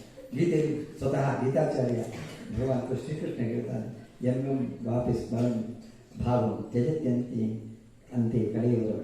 ನಾವು ಸಾಯುವಾಗ ಕೊನೆಯ ಕ್ಷಣದಲ್ಲಿ ಯಾವ ಭಾವ ನಮ್ಮ ಮನಸ್ಸಿನಲ್ಲಿರುತ್ತೋ ಆ ಭಾವವೇ ಮುಂದೆ ಸದಾ ಸದ್ಭಾವ ಭಾವಿತ ಮುಂದಾಗೋದು ಅವನದೇ. ಹಾಗೆ ಅವನು ಕೋಣನ್ನು ಬಹಳವಾಗಿ ಹಚ್ಕೊಂಡಿದ್ದರಿಂದಾಗಿ ಕೋಣ ಅತ್ಯಂತ ಪ್ರೀತಿಯಾಗಿದ್ದಾಗ ಅದು ಕೋಣನೇ ಆಗಬೇಕಾಯಿತು. ಈ ಅವನ ಮಂತ್ರಿಗಳು ನೋಡಿ ಎಷ್ಟು ಸೊಗಸಾಗಿದೆ ಅಂದರೆ, ಒಬ್ಬನ ಹೆಸರು ಚಿಕ್ಷುರ ಅಂತ, ಮತ್ತೊಬ್ಬನ ಹೆಸರು ಚಾಮರ ಅಂತ, ಮತ್ತೊಬ್ಬನ ಹೆಸರು ಬಿಡಾಲ ಅಂತ, ಮತ್ತೊಬ್ಬನ ಹೆಸರು ಉದಗ್ರ ಅಂತ. ಇದು ನಾನು ಕಲ್ಪನೆ ಮಾಡಿ ಹೇಳ್ತಾ ಇಲ್ಲ, ಈ ಅರ್ಥವನ್ನು ನಾನು ಕಲ್ಪನೆ ಮಾಡಿ ಹೇಳ್ತಾ ಇಲ್ಲ. ಅದಕ್ಕೆ ಸಾಂದರ್ಭಿಕವಾಗಿರುವಂಥ ಎಲ್ಲ ಪಾತ್ರಗಳು ಕೂಡ ಅದನ್ನು ಪುಷ್ಟೀಕರಿಸ್ತವೆ ಅಂತ. ಹಾಗಂತ ಯಾವುದೇ ವ್ಯಾಖ್ಯಾನದಲ್ಲಿ ಮಾತು ಸಿಗೋದಿಲ್ಲ, ಅದು ಬೇರೆ. ಚಿಕ್ಷುರ ಅಂದರೆ ಕೆಟ್ಟ ಮಾತು ಅಂತ. ಚಿಕ್ಷುರ ಅನ್ನೋ ಶಬ್ದಕ್ಕೆ ಕೆಟ್ಟ ಮಾತು ಅನ್ನೋದು ಅರ್ಥ ಇದೆ. ಸಹಜವಾಗಿ ಮೋಹ ಬಂದಾಗ, ಮೋಹ ನಮ್ಮನ್ನು ವ್ಯಾಪಿಸಿಕೊಂಡಾಗ ಸತ್ಸದ್ ವಿವೇಕ ಅನ್ನೋದು ನಮ್ಮಿಂದ ದೂರ ಆಗಿರುತ್ತೆ. ಆಗ ನಮ್ಮ ಒಡನಾಡಿಗಳಾಗುವವರೆಲ್ಲರೂ ಕೂಡ ಇಂಥವ್ರೆ. ಚಿಕ್ಷುರ ಕೆಟ್ಟ ಮಾತು ಸೇರಿಕೊಳ್ಳುತ್ತೆ, ಯಾರ್ಯಾರು ಏನನ್ನೋ ಆಡ್ತೇವೆ, ಅದನ್ನು ಆಡಿ ಜಯಿಸ್ಕೊಳ್ಬೋದಂತ ಒಂದು ಗರ್ವ ಇರುತ್ತೆ ನಮ್ಮಲ್ಲಿ. ಆಮೇಲೆ ಮತ್ತೊಬ್ಬ ಚಾಮರ ಅಂದರೆ ಬೀಸನಿಗೆ ಸ್ವತಂತ್ರ ಯಾವಾಗಿಂದ ವ್ಯಕ್ತಿತ್ವ ಇಲ್ಲ. ಆಡಿಸಿದವರ ಕೈಯಿನ ಗೊಂಬೆ, ನೀವು ಹೇಗೆ ಆಡಿಸ್ತೀರೋ ಹಾಗೆ ಆಡಿಸ್ತೀರ ಚಾಮರ. ಬೀಸನಿಗೆ ಅಂತ ಚಾಮರ. ಆಮೇಲೆ ಉದಗ್ರ ಅವಿವೇಕ. ಉದಗ್ರ ಅಂದರೆ ಅವಿವೇಕ ಮತ್ತು ಹೆಸರು ಉದಗ್ರ ಅಂತ. ಅವಿವೇಕ ಪರಮಾಪರಾಂ ಪದಂ ಅಂತ ಹೇಳ್ತಾನೆ ನಮ್ಮ ಸಂಸ್ಕೃತ ಕವಿಯೊಬ್ಬ. ಜೀವನ ಹಾಳಾಗಿ ಅದೊಂದೇ ಸಾಕಂತೆ. ಯೌವನಂ ಧನ ಸಂಪತ್ತಿ ಪ್ರಭುತ್ವ ಅವಿವೇಕಿತ ಏಕೈಕಮಪ್ಯನರ್ಥಾಯ ಕಿಮು ಎತ್ತ ಚತುಷ್ಟೇ ಎಂಬುದೊಂದು ಸಭ್ಯ. ಮನುಷ್ಯನ ಬದುಕು ಹಾಳಾಗಲಿಕ್ಕೆ ಯೌವನ ಸಾಕು, ಸಾಕಷ್ಟು ಸಂಪತ್ತಿದ್ರೂ ಅವನು ಹಾಳಾಗ್ತಾನೆ. ಆಮೇಲೆ ಪ್ರಭುತ್ವ, ಅಕಾಲದಲ್ಲಿ ಬಂದಿರುವಂಥ ಅಧಿಕಾರ ಅಂತ ಅರ್ಥ, ಅದಿದ್ರೂ ಕೂಡ ಹಾಳಾಗ್ತಾನೆ ಮನುಷ್ಯ. ಅವಿವೇಕ ಇದ್ರೂ ಹಾಳಾಗ್ತಾನೆ. ಇದು ನಾಲ್ಕು ಒಂದೊಂದಿದ್ರೂ ಕೂಡ ಹಾಳಾಗ್ತಾನೆ. ಇದೆಲ್ಲರೂ ನಾಲ್ಕು ಸೇರಿದರೆ ಏನಾಗುತ್ತೆ? ಇದೆಲ್ಲರೂ ನಾಲ್ಕು ಸೇರಿದೆ ಮನುಷ್ಯನಿಗೆ. ಮೋಹ, ಕುರುಡು ಮೋಹ ಇದೆ, ಅದ್ರ ಜೊತೆಗೆ ಕೆಟ್ಟ ಮಾತುಗಳಿದೆ. ಆಮೇಲೆ ಚಾಮರ ಇದ್ದಾನೆ, ಸ್ವಂತ ವ್ಯಕ್ತಿತ್ವ ಇಲ್ಲ. ಆಮೇಲೆ ಉದಗ್ರ ಅವಿವೇಕ ಸೇರಿಕೊಂಡಿದೆ. ಹಾಗೆ ಅವಿವೇಕ ಉದಗ್ರ ಮತ್ತೊಂದು ಬಿಡಾರ ಅಂದರೆ ಬೆಕ್ಕೇನು ಮಾಡುತ್ತೆ? ಅದು ಹಾಲು ಕುಡಿಯುತ್ತೆ, ಕದ್ದು ಹಾಲು ಕುಡಿಯುತ್ತೆ ಬೆಕ್ಕು. ತನ್ನದಲ್ಲ, ಯಾರದೋ ಸ್ವತ್ತನ್ನು ಅಪಹಾರ ಮಾಡುತ್ತೆ. ಹೇಗೆ ಅಂದರೆ ಕಣ್ಣು ಮುಚ್ಕೊಂಡು ಹಾಲು ಕುಡಿಯುತ್ತೆ. ಯಾಕಂದ್ರೆ ಬೇರೆ ಯಾರಿಗೂ ಗೊತ್ತಾಗೋದಿಲ್ಲ ಅಂತ, ತಾನು ಕಣ್ಣು ಮುಚ್ಚಿಕೊಳ್ಳೋದ್ರಿಂದ ಲೋಕಕ್ಕೆ ಗೊತ್ತಾಗೋದಿಲ್ಲ ಅಂತ ತಿಳ್ಕೊಳ್ಳುತ್ತೆ. ಹಾಗೆ ಅಂತ ಈ ಮೋಹಯುಕ್ತರಾದಾಗ ನಮ್ಮ ಸ್ಥಿತಿ ಆಗೋದು ಹಾಗೆ. ನಾವು ಮಾಡ್ತಾ ಇರುವಂಥ ಯಾವ ಕೆಲಸ ಕೂಡ ಓದೋಕೆ ಗಮನಕ್ಕೆ ಬರುವುದಿಲ್ಲ ಅಂತ ನಾವು ಅಂದ್ಕೊಳ್ತೇವೆ, ಅದು ವಸ್ತುಸ್ಥಿತಿ ಆಗಿರೋದಿಲ್ಲ. ಹಾಗಾಗಿ ಈ ಎಲ್ಲ ಒಡನಾಡಿಗಳೆಲ್ಲ ಸೇರಿದಾಗ ಆ ವ್ಯಕ್ತಿ ಅಧಪತನ ಆಗದೆ ಇನ್ನೇನಾಗಲಿಕ್ಕೆ ಸಾಧ್ಯ? ಆಗ ಅಂತಹ ಒಂದು ವ್ಯಕ್ತಿಯ ಉದ್ಧಾರಕ್ಕೆ ಆ ಶಕ್ತಿ ಬೇಕು. ಯಾವ ಬುದ್ಧಿಶಕ್ತಿಯನ್ನು, ಸರಸ್ವತ್ ವಿವೇಕವನ್ನು ದೇವಿ ಅಂತ ನಾವು ತಿಳ್ಕೊಳ್ಬೇಕು. ಅದು ಬರುತ್ತೆ. ಬರೋದಕ್ಕೆ ನಮ್ಮ ಶ್ರಮ ಬೇಕು, ನಮ್ಮ ಪರಿಶ್ರಮ ಬೇಕು, ಅದಕ್ಕೋಸ್ಕರ ತಪಸ್ಸು ಬೇಕು. ಅದು ಬೇಕು ಅಂತ ನಾವು ಸದಾ ಹಾರೈಸಬೇಕು, ಆರ್ತರಾಗಿ ಕರಿಬೇಕು. ಆವಾಗ ಆಕೆ ಬರ್ತಾರೆ. ಇದೆಲ್ಲವನ್ನು ಕೂಡ ಸಂಹಾರ ಮಾಡಿ ಅವನಿಗೆ ಸುಸ್ಥಿತಿಯನ್ನು ಕೊಡ್ತಾರೆ. ದೇವಿಗೆ ಬುದ್ಧಿ, ಜ್ಞಾನ, ಅದಕ್ಕಿಂತ ದೊಡ್ಡದಾಗಿರುವಂತಹ ವಸ್ತು ಇನ್ಯಾವುದು ಕೂಡ ಇಲ್ಲ. ಅದನ್ನೇ ನಾವು ಹೇಳಿದ್ದು ಪ್ರಕೃತಿ, ಆದಿಶಕ್ತಿ ಅಂತ ನಾವು ಕರೀತಾ ಇರೋದು. ಅದು ಬೇಕು. ಆ ಬುದ್ಧಿ ನಮಗೆ ಬಂದಾಗ, ಹಾಗಂತ ಅದೆಲ್ಲವೂ ನಮ್ಮ ಕೈಗಿದೆ ಅಂತ ತಿಳ್ಕೊಬೇಡಿ. ಯಾಕೆಂದರೆ ಅಜಾಮಿಳ ಅನ್ನುವಂಥ ಒಂದು ಕಥೆ ನೀವು ಕೇಳಿರ್ಬೋದು, ಭಾಗವತ.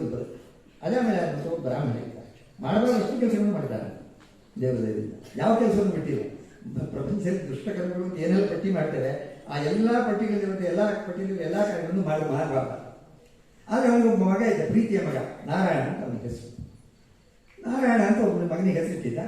ಆಮೇಲೆ ಸಾಯುವ ಕಾಲದಲ್ಲಿ ಅವನ ನೆನಪಾಯಿತು, ನಾರಾಯಣ ಅಂತ ಕರೀತಾನೆ, ಅಷ್ಟು ಜೀವ ಹೋಗುತ್ತೆ.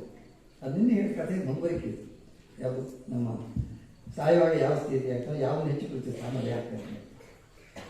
ಸರಿ, ಯಮ ಭಟ್ರು ಬಂದಿದ್ದಾರೆ. ಯಾಕೆಂದ್ರೆ ಅವನು ಮಾಡಿರೋ ಪಾಪರಾಶಿ ತುಂಬಾ ದೊಡ್ಡದು. ಅವನು ಹೇಳ್ಕೊಂಡು ಹೋಗಲಿಕ್ಕೆ ಯಮಲೋಕಕ್ಕಿಂತ ಸರಿಯಾಗಿ ಬಂದಿದ್ದಾರೆ. ಆದರೆ ವಿಷ್ಣು ಲೋಕದಿಂದ ಬಂದಿರುವಂತಹ ದೇವಗಣಗಳು ಅವನು ಬಿಟ್ಟು ಹೋಗಿದ್ದಾರೆ. ಅದಕ್ಕೆ ವಿಷ್ಣು ಲೋಕ ಕರ್ಕೊಂಡು ಹೋಗ್ತಾರೆ.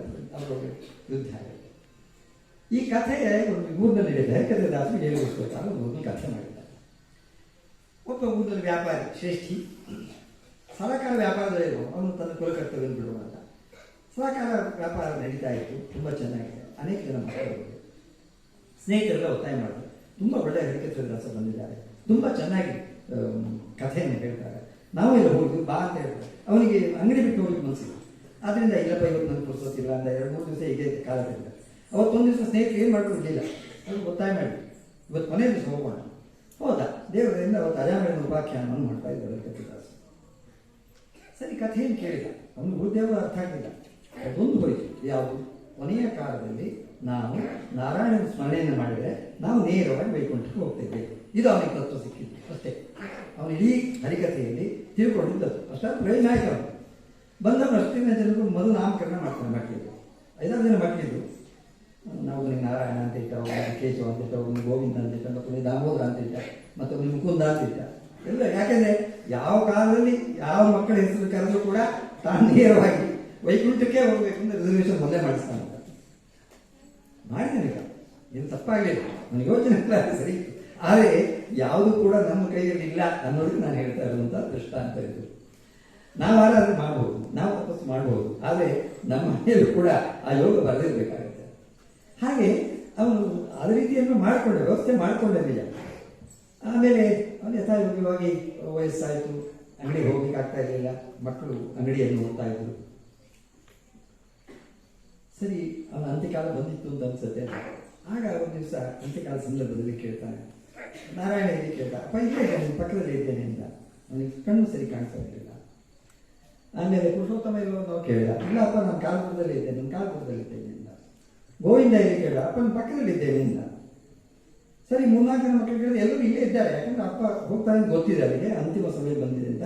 ಹಾಗಾಗಿ ಎಲ್ಲರೂ ಕೂಡ ಅವನ ತಾಯಿಯ ತಂದೆಯ ಅಂತಿಮ ಕಾಲವನ್ನು ಪರಿಗಣಿಸ್ತಾ ಆ ಸಮಯದಲ್ಲಿ ಅವನು ಕೊನೆಯ ಸಂದರ್ಭದಲ್ಲಿ ಎಲ್ಲರೂ ಬರಬೇಕು ತಂದೆಯ ಜೊತೆಗೆ ಎನ್ನುವಂಥ ಉದ್ದೇಶದ ಜೊತೆಗೆ.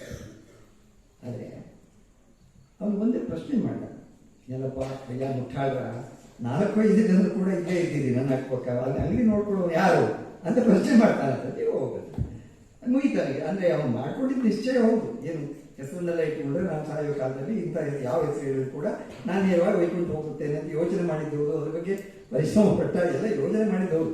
ಆದರೆ ಅವನು ಯೋಗ ಇರಬೇಕಲ್ವ, ಸಿಗಲಿಲ್ಲ. ಯಾಕೆಂದರೆ ಅವನಿಗೆ ಬಂದಿದ್ದ ಕೊನೆಗೂ ಕೂಡ ಯಾವುದು ಚಿಂತೆ, ಅಂಗಡಿಯ ಚಿಂತೆ ಹೊರತು. ಯಾಕೆಂದರೆ ವ್ಯಾಪಾರವು ಗೃಹ ಚಿಂತನೆ ಅಂತ. ಯಾಕೆಂದರೆ ವ್ಯಾಪಾರದಲ್ಲಾಗುವಾಗ ವ್ಯಾಪಾರ ಸತ್ಯಾಮೃತ ವೃತ್ತಿ ಅಂತ ಕರೀತಾರೆ. ವ್ಯಾಸರು ಭಾಗವತದಲ್ಲಿ ಹೇಳ್ತಾರೆ ಸತ್ಯಾಮೃತ ವೃತ್ತಿ. ಮನುಷ್ಯನಿಗೆ ಬದುಕಲಿಕ್ಕೆ ಅನೇಕ ವೃತ್ತಿಗಳನ್ನು ಹೇಳ್ತಾರೆ ವ್ಯಾಸರು. ಅದರಲ್ಲಿ ಸತ್ಯಾಮೃತ ವೃತ್ತಿಯೂ ಒಂದು. ಸತ್ಯಾಮೃತ ವೃತ್ತಿ ಅಂದರೆ ಅದು ಸತ್ಯವೂ ಸೇರಿದೆ, ಸುಳ್ಳು ಸೇರಿದೆ.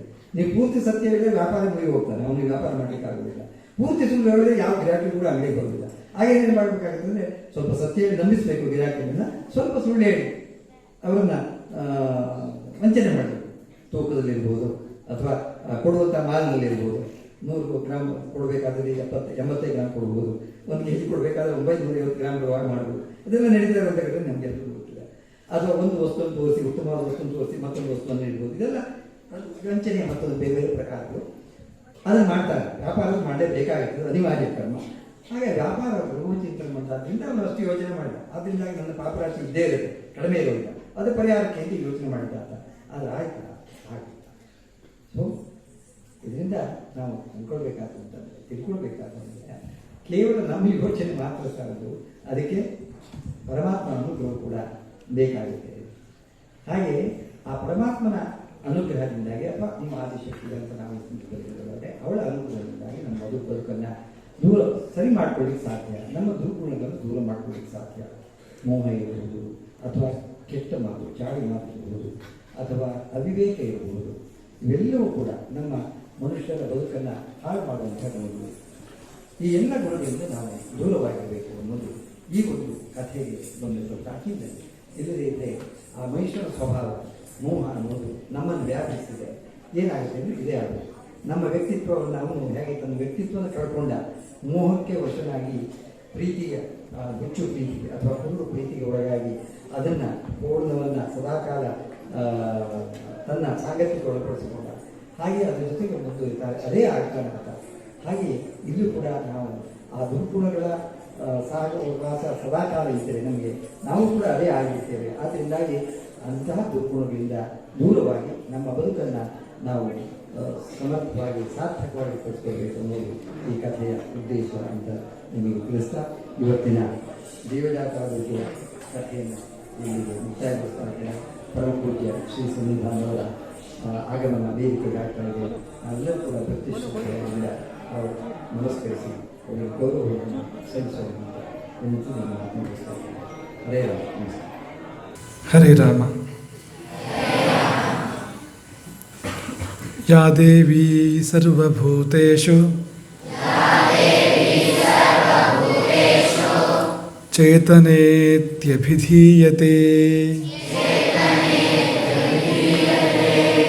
ನಮಸ್ತಸ್ಯೈ ನಮಸ್ತಸ್ಯೈ ನಮಸ್ತಸ್ಯೈ ನಮೋ ನಮಃ.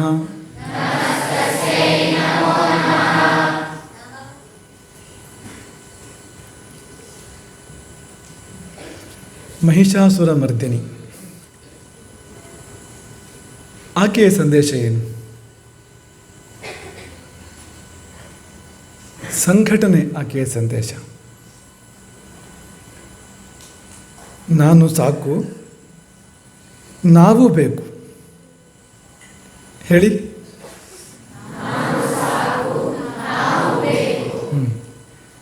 ನಾನು ಅಂದರೆ ಸ್ವಾರ್ಥ, ಅದು ಒಂಟಿ ಧ್ವನಿ. ನಾವು ಅಂದರೆ ಸ್ವಾರ್ಥ ಅಲ್ಲ, ಅದು ಸರ್ವಾರ್ಥ. ಅದು ಅಲ್ಲಿ ಹತ್ತಾರು, ನೂರಾರು, ಸಾವಿರಾರು, ಲಕ್ಷಾಂತರ ಧ್ವನಿಗಳಿರ್ಬೋದು ಅಂತ.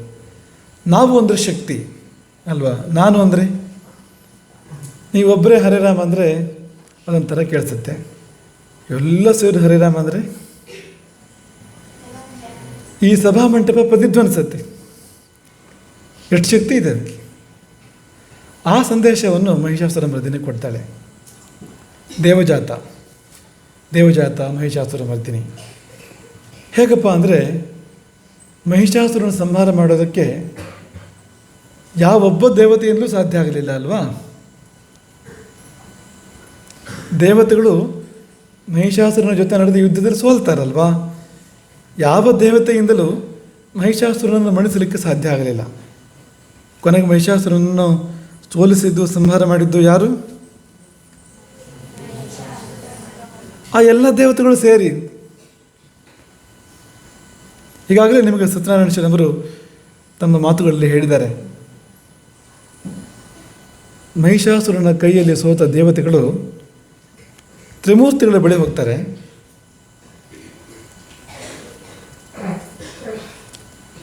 ಯತ್ರೇಶ ಗರುಡಧ್ವಜವು, ಶಿವ ಮತ್ತು ವಿಷ್ಣು ಇರುವಲ್ಲಿಗೆ ದೇವತೆಗಳೆಲ್ಲರೂ ಕೂಡ ಬ್ರಹ್ಮನನ್ನು ಮುಂದೆ ಮಾಡ್ಕೊಂಡು ಹೋಗ್ತಾರೆ. ಅಲ್ಲಿ ಹೋಗಿ ತಮ್ಮ ಕಷ್ಟವನ್ನು ನಿವೇದನೆ ಮಾಡ್ತಾರೆ. ಆಗ ಕೋಪ ಬಂತು. ಯಾರಿಗೆ? ವಿಷ್ಣುವಿಗೂ ಮತ್ತು ಶಿವನಿಗೂ ಕೋಪ ಬಂತು. ಕೋಪ ಬಂದಾಗ ಅವರ ಮುಖದಿಂದ ತೇಜಸ್ಸು ಹೊರಗೆ ಬಂತು. ವಿಷ್ಣುವಿನ ಮುಖದಿಂದ, ಶಿವನ ಮುಖದಿಂದ, ಬ್ರಹ್ಮನ ಮುಖದಿಂದ, ಇಂದ್ರಾದಿ ದೇವತೆಗಳಿಂದ ತೇಜಸ್ಸು ಹೊರಗೆ ಬಂತು. ಆ ತೇಜಸ್ಸೆಲ್ಲ ಸೇರಿತು. ಸೇರಿ ಒಂದಾದಾಗ ಅದೊಂದು ಮಹಾ ತೇಜಸ್ಸಾಯಿತು. ನಿರ್ಗತಂ ಸುಮಹತ್ ತೇಜ ತಚ್ಚೈಕ್ಯಂ ಸಮಗಚ್ಚತ. ಒಂದೊಂದು ದೇವತೆಯಿಂದ ಹೊರಬಂದ ತೇಜಸ್ಸು ಅವೆಲ್ಲವೂ ಸೇರಿ ಒಂದಾಗಿ, ಅವೆಲ್ಲವೂ ಸೇರಿ ಒಂದಾಗಿ. ಏನು ಸಂದೇಶ ಇಲ್ಲಿ? ನೀವು ಆಲೋಚನೆ ಮಾಡಿ. ನಾನು ಸಾಕು, ನಾವು ಬೇಕು ಅನ್ನೋ ಸಂದೇಶ, ಒಗ್ಗಟ್ಟಿನ ಸಂದೇಶ ಅಲ್ಲಿ ಇರ್ತಕ್ಕಂಥದ್ದು ಅಂತ. ತಚ್ಚೈಕ್ಯಂ ಸಮಗಚ್ಚತ ಅತೀವ ತೇಜಸ ಕೂಟಂ ಜ್ವಲಂತಮಿವ ಪರ್ವತಂ. ಹೇಗಿತ್ತಂತೆ ಅದು? ಅತೀವ ತೇಜಸ ಕೂಟಂ, ಅತಿಶಯವಾದ ತೇಜಸ್ಸಿನ ರಾಶಿ ಅದು. ಜ್ವಲಂತಮಿವ ಪರ್ವತಂ, ಒಂದು ಪರ್ವತವೇ ಹೊತ್ತಿ ಉರಿತಾ ಇದ್ರೆ ಹೇಗಿರ್ಬೋದು? ಅಗ್ನಿ ಪರ್ವತ, ಪರ್ವತಾಕಾರದ ಅಗ್ನಿ, ಹಾಗೆ ಇತ್ತಂತೆ ಆ ಸ್ವರೂಪ. ಆ ಎಲ್ಲ ತೇಜಸ್ಸು ಒಂದಾಗಿದ್ದು ನಾರೀ ರೂಪವನ್ನು ತಾಳಿತು, ಸ್ತ್ರೀ ರೂಪವನ್ನು ತಾಳಿತು. ಏಕಸ್ಥಂ ತದಭೂ ನಾರಿ ವ್ಯಾಪ್ತ ಲೋಕತ್ರಯಂ ದ್ವೇಷ, 3 ಲೋಕವನ್ನು ವ್ಯಾಪಿಸಿರ್ತಕ್ಕಂಥ ನಾರೀ ರೂಪ. ಶಿವನ ತೇಜಸ್ಸಿನಿಂದ ಮುಖ, ಯಮನ ತೇಜಸ್ಸಿನಿಂದ ಕೂದಲುಗಳು, ವಿಷ್ಣುವಿನ ತೇಜಸ್ಸಿನಿಂದ ಬಾಹು, ಹೀಗೆ ಒಂದೊಂದು ದೇವರ ತೇಜಸ್ಸು ಒಂದೊಂದು ಅಂಗವಾಗಿದೆ ಆಕೆಯಲ್ಲಿ. ನೋಡಿ, ದೇವಿ ಅಂದರೆ ಸುಮ್ಮನೆ ದೇವಿಯಲ್ಲ. ದೇವಿಯ ಕೂದಲಲ್ಲಿ ಯಮನಿದ್ದಾನೆ, ಬಾಹುಗಳಲ್ಲಿ ವಿಷ್ಣು ಇದ್ದಾನೆ, ಮುಖದಲ್ಲಿ ಶಂಭು ಇದ್ದಾನೆ. ಹೀಗೆ ಒಂದೊಂದು ಅಂಗದಲ್ಲಿ ಒಂದೊಂದು ದೇವತೆಗಳ ತೇಜಸ್ಸು ಅಲ್ಲಿ ಸೇರಿಕೊಂಡಿದೆ. ಆಯುಧಗಳನ್ನು ಸಮರ್ಪಣೆ ಮಾಡ್ತಾರೆ. ಶರ್ಮರು ಅದನ್ನು ನಿನ್ನೆಯೇ ವಿವರಣೆ ಕೊಟ್ಟಿದ್ದಾರೆ. ತನ್ನ ಶೂಲದಿಂದ ಶೂಲವೊಂದನ್ನು ಸೆಳೆದು ಶಂಭುವು ಶಿವನು ದೇವಿಗೆ ಕೊಟ್ಟನು. ಶೂಲವು ಆಕೆಯ ಆಯುಧವಾಯಿತು. ಹಾಗೆ ತನ್ನ ಚಕ್ರದಿಂದ ಇನ್ನೊಂದು ಚಕ್ರವನ್ನು ಹೊರಸೆಳೆದು ಮಹಾವಿಷ್ಣುವು ದೇವಿಗೆ ಸಮರ್ಪಣೆ ಮಾಡಿದನು. ಒಂದೊಂದು ದೇವತೆಗಳು ಒಂದೊಂದು ಆಯುಧ ಕೊಟ್ಟಾಗ ಆಕೆಗೆ ಮೈ ತುಂಬ ಕೈ ತುಂಬ ಆಯುಧಗಳು, ಅದ್ಭುತವಾದ ರೂಪ ಆಯಿತು. ಆಭರಣಗಳನ್ನು ಕೊಡ್ತಾರೆ, ಇದೆಲ್ಲ ಕೊಡ್ತಾರೆ, ಅದನ್ನೆಲ್ಲ ನೀವು ಕೇಳಿದ್ದೀರಿ. ಹಾಗೆ ಅಂತಹ ದೇವಿ ಅದು ಇಲ್ಲಿಂದ ಅಲ್ಲಿವರೆಗೆ ಆಕೆ ವ್ಯಾಪಿಸಿದಳು ಅಂತ, ಭೂಮಿಯಿಂದ ಆಕಾಶದವರೆಗೆ ಆಕೆ ವ್ಯಾಪಿಸಿ ಅದ್ಭುತ ತೇಜಸ್ಸಿನಿಂದ ಆಕೆ ಕಂಗೊಳಿಸಿದಳು. ವ್ಯಾಪ್ತ ಲೋಕತ್ರಯಂ ತ್ವಿಷ ಪಾದಾಕ್ರಾಂತ್ಯ ನತಭುವಂ ಕಿರೀಟೋ ಲಿಖಿತಾಂಬರಾಂ. ಅವಳ ಪಾದಾಕ್ರಾಂತಿ, ಅವಳು ಹೆಜ್ಜೆ ಇಟ್ಟಿದ್ದಾಳಲ್ಲ, ಭೂಮಿಯ ಸ್ವಲ್ಪ ಬಗ್ಗದಂತೆ. ಅವಳು ಕಿರೀಟದ ತುದಿ ಚೂಪಾಗಿತ್ತಲ್ವ, ಅದು ಆಕಾಶದಲ್ಲಿ ರೇಖೆಯನ್ನು ಬೆಳೆಯುತ್ತಂತೆ. ಅಂದರೆ ಕಿರೀಟ ಆಕಾಶದಲ್ಲೆಲ್ಲೋ ಇದೆ, ಪಾದ ಭೂಮಿಯಲ್ಲಿದೆ. ಎಷ್ಟು ದೊಡ್ಡ ರೂಪ ಅದು! ಇಷ್ಟು ದೊಡ್ಡದು ಹೇಗಾಯಿತು ಅಂದರೆ ಎಲ್ಲ ದೇವರು ಸೇರಿದ್ದಾರೆ ಅಲ್ಲಿ. ಹಾಗಾಗಿ ದೇವಿ ಅಂದರೆ ಸರ್ವದೇವತಾಮಯಿ, ಎಲ್ಲ ದೇವರ ಸ್ವರೂಪ ಅದು. ಆಕೆ ಮಹಿಷಾಸುರನ ಸಂಹಾರ ಮಾಡ್ತಾಳೆ.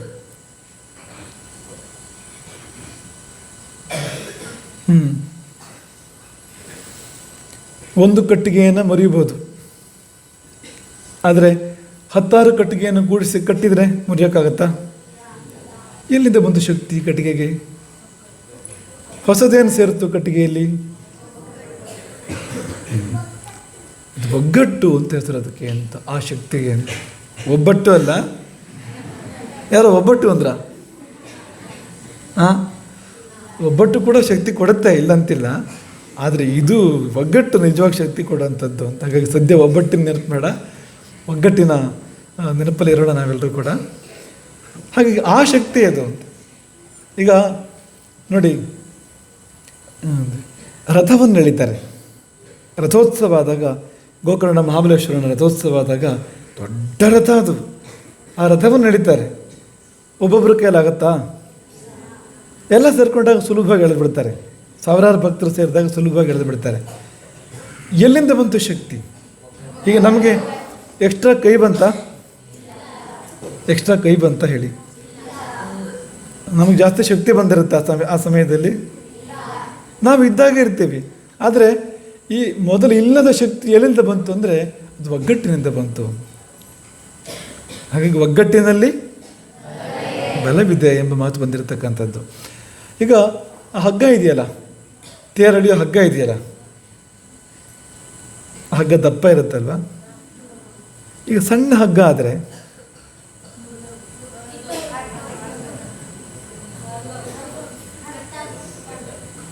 ಎಷ್ಟು ಶಬ್ದಗಳು, ಮುರಿದೋಗುತ್ತೆ, ಹರಿದೋಗುತ್ತೆ, ಕಿತ್ತೋಗುತ್ತೆ, ಕಟ್ಟಾಗುತ್ತೆ, ಇದೆಲ್ಲ ಆಗುತ್ತೆ. ಯಾಕೆಂದರೆ ಒಂಟಿಯಾಗಿದ್ದರೆ ಸೂತ್ರ ಜನಿವಾರದ ಹಾಗೆ ಒಂಟಿ ಸೂತ್ರ ಜೊತೆಗೆ ತಡೆಯುತ್ತೆ ಅದು? ಇಲ್ಲ ಅಲ್ವಾ? ಎಷ್ಟು ಜನರ ಶಕ್ತಿ ಇದ್ರೂ ಕೂಡ ಹಗ್ಗಕ್ಕೊಂದು ಶಕ್ತಿ ಬೇಕಲ್ವಾ?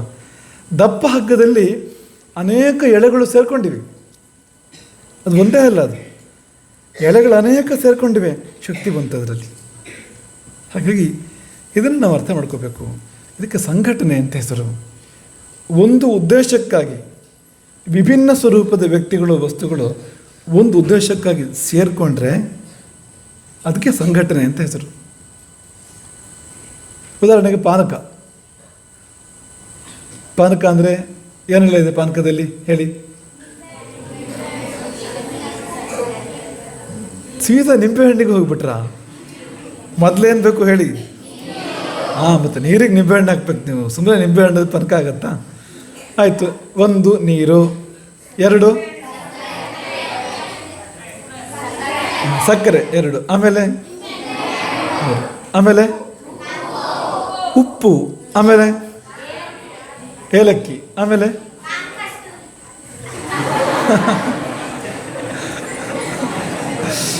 ಕಾಳು ಮೆಣಸನ್ನು ಹಾಕ್ತಾರೆ ಗೊತ್ತಾ ನಿಮಗೆ? ಸ್ವಲ್ಪ ಕಾಳು ಮೆಣಸು ಹಾಕ್ತಾರೆ ಗೊತ್ತಾ? ಕಾಳು ಮೆಣಸು ಮತ್ತು ಸಕ್ಕರೆ ವೈರಿಗಳಲ್ವಾ? ಸಕ್ಕರೆ ಸಿಹಿ, ಕಾಳು ಮೆಣಸು ಎರಡೂ ಒಂದಾಗಿದೆ ನೋಡಿ. ಒಂದು ಪಾನಕ ಮಾಡಬೇಕಾದ್ರೆ ಸೇರ್ಕೊಂಡಿದೆ ಅಂತ, ಒಟ್ಟಿಗೆ ಕೆಲಸ ಮಾಡ್ತೇವೆ ಅಂತ. ಪಾನಕ ರುಚಿ ಮಾಡೋದಕ್ಕೆ ಇದಕ್ಕೆ ಸಕ್ಕರೆ ಮತ್ತು ಕಾಳು ಮೆಣಸು ಜೊತೆಯಾಗಿ ಕೆಲಸ ಮಾಡ್ತವೆ, ಒಂದಾಗಿ ಕೆಲಸ ಮಾಡ್ತವೆ, ಪಾನಕ ಒಂದು ರುಚಿ ಮಾಡ್ತವೆ. ಇಲ್ಲಿದ್ರೆ ಶೀತ ಆಗ್ತಿತ್ತು. ಈ ಕಾಳು ಮೆಣಸು ಇಲ್ಲದೇ ಇದ್ದಿದ್ರೆ, ಕಾಳು ಮೆಣಸು ಇಲ್ಲದೆ ಪಾನಕ ಮಾಡಿದರೆ ಶೀತ ಆಗೋ ಸಾಧ್ಯತೆಗಳಿದೆ. ಆದರೆ ಒಂದಿಷ್ಟೇ ಇಷ್ಟು ಕಾಳು ಮೆಣಸು ಸೇರಿದರೆ ಶೀತವನ್ನು ಹೊಡೆಯುತ್ತೆ, ಅದು ಶೀತವಾಗದಂತೆ ನೋಡುತ್ತೆ. ಅಂದರೆ ಒಂದೊಂದಕ್ಕೂ ಕೆಲಸ ಇದೆ, ಒಂದೊಂದ್ರದ್ದು ಸೇವೆ ಇದೆ. ಈಗ ಯಾವುದಾದ್ರು ಒಂದು ತೆಗಿರಿ ನೋಡಿ, ಒಂದು ಅಂಶ ಕಡಿಮೆ ಆಗುತ್ತೆ, ಕೊರತೆ ಆಗುತ್ತೆ ನೋಡಿ. ಉದಾಹರಣೆಗೆ ಪಾನಕದಲ್ಲಿ ನೀರನ್ನು ತೆಗೆದುಬಿಡೋದು ಏನಾಗುತ್ತೆ? ಏನಾಗುತ್ತೆ ಅಂತ ಹೇಳೋದೇ ಕಷ್ಟ, ಅದು ನೀರು ತೆಗೆದ್ರಿ ಅಲ್ವಾ? ಸಕ್ಕರೆ ತೆಗೆದುಬಿಡಿ,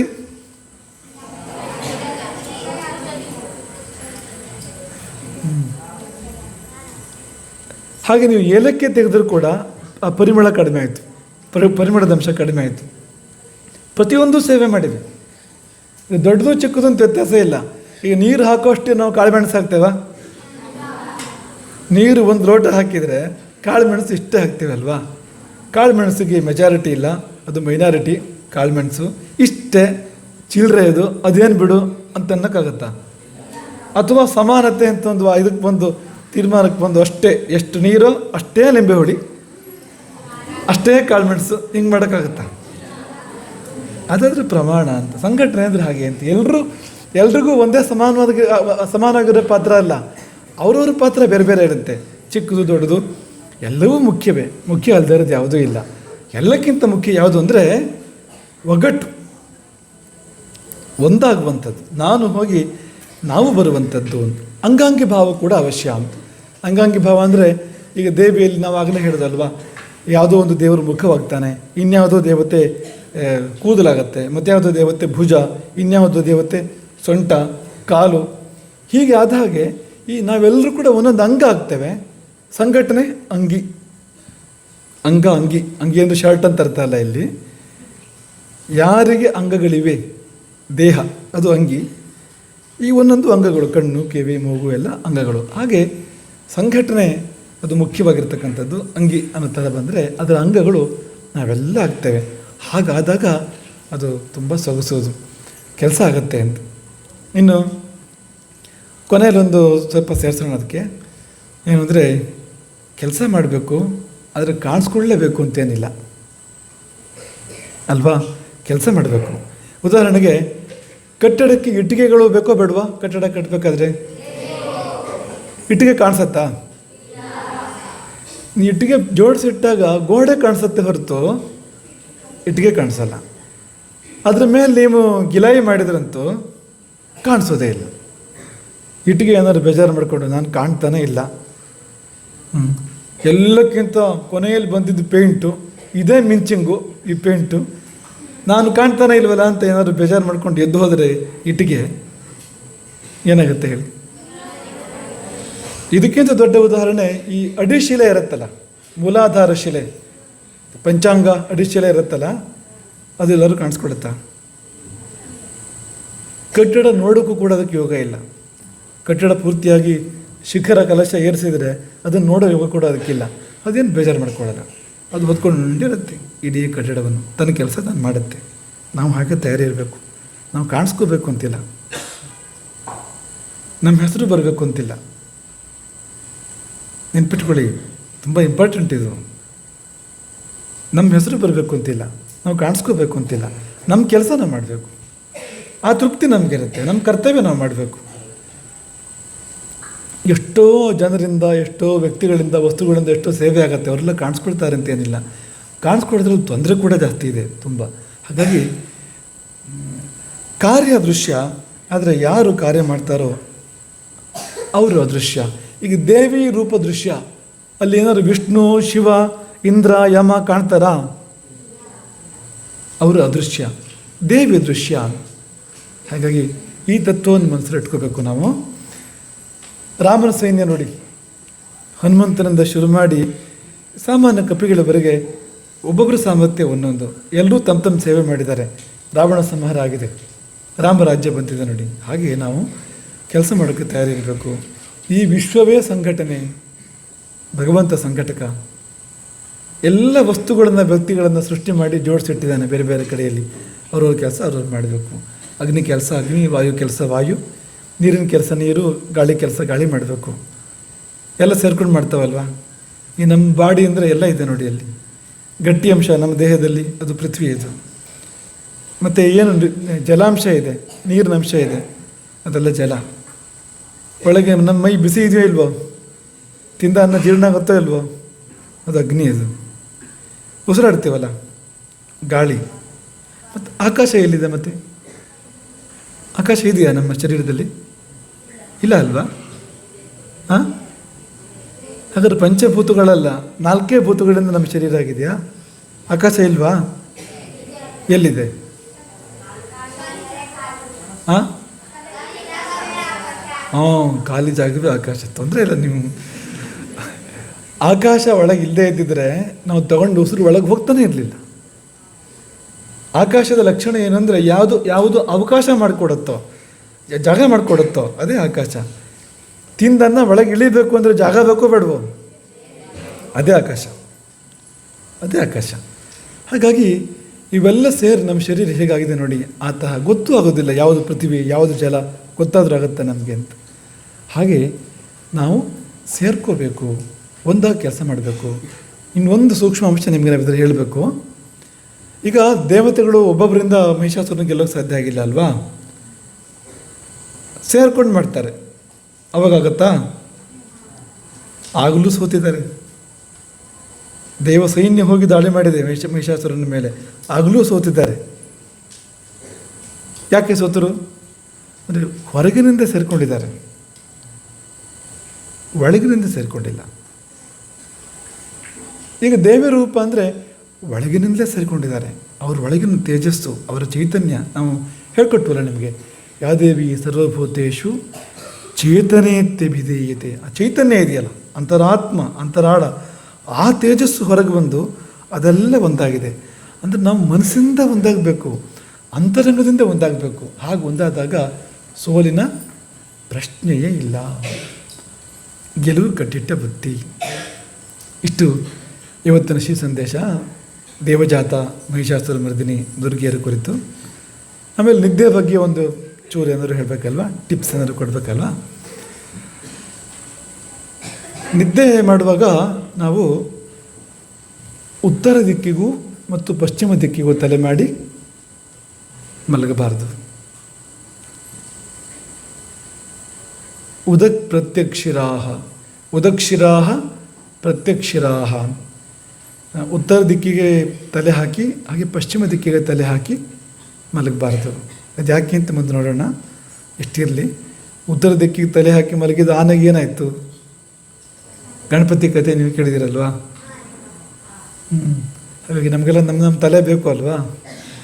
ನಮ್ಮ ತಲೆ ಬೇಕು ಅಂದರೆ ನಾವು ಪೂರ್ವಕ್ಕೂ ದಕ್ಷಿಣಕ್ಕೂ ತಲೆ ಹಾಕಿ ಮಲಗ್ಬೋದು. ಆದರೆ ಉತ್ತರಕ್ಕೂ ಮತ್ತು ಪಶ್ಚಿಮಕ್ಕೂ ತಲೆ ಹಾಕಿ ಯಾವ ಕಾರಣಕ್ಕೂ ಕೂಡ ಮಲಗಬಾರ್ದು.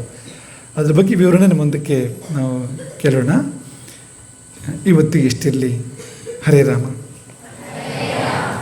ಸಮಾರಂಭಾಂ ಶಂಕರಾಚಾರ್ಯ ಮಧ್ಯಮಾಂ ಅಸ್ಮದಾಚಾರ್ಯ ಪರ್ಯಂತಾಂ ವಂದೇ ಗುರು ಪರಂಪರಾಂ ಎಂಬುದಾಗಿ ಮತ್ತೊಮ್ಮೆ ಶ್ರೀ ಸಂಸ್ಥಾನದವರ ಚರಣಕಮಲಗಳಿಗೆ ವಂದಿಸುತ್ತಾ ಮುಂದಿನ ಸಾಂಸ್ಕೃತಿಕ ಕಾರ್ಯಕ್ರಮಕ್ಕೆ ಅಪ್ಪಣೆ ನೀಡಬೇಕಾಗಿ ವಿನಂತಿಸುತ್ತೇವೆ.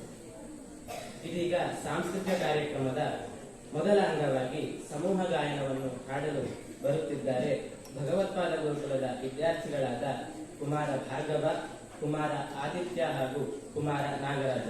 ಇವರೊಂದಿಗೆ ತಬಲಾ ಸಾಥ್ನಲ್ಲಿ ಪ್ರತಾಪ.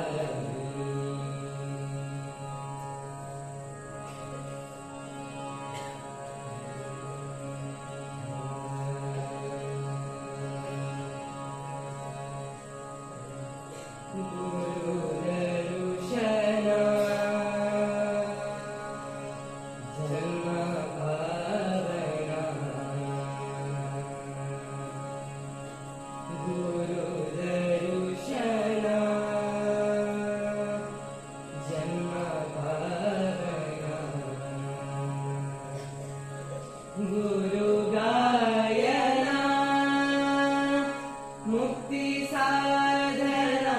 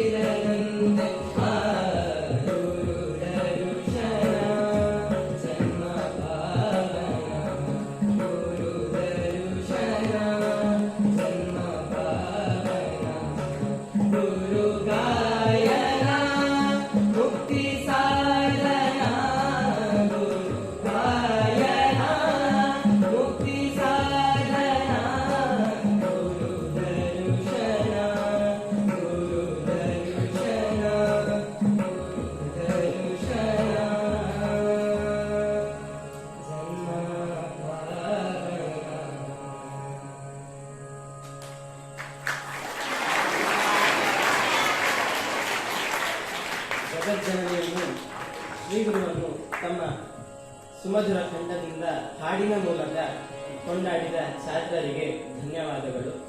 ಇದೀಗ ಜನಪದ ಕಲೆಗಳಲ್ಲಿ ವಿಶಿಷ್ಟವಾದ ಗೊಂಬೆ ಆಟವನ್ನು ಪ್ರದರ್ಶಿಸಲು ಬರುತ್ತಿದ್ದಾರೆ ಸಾರ್ವಭೌಮ ಗುರುಕುಲದ ವಿದ್ಯಾರ್ಥಿಯಾದ ಕುಮಾರ ಅಮೋಘ. ಹರೇ ರಾಮ.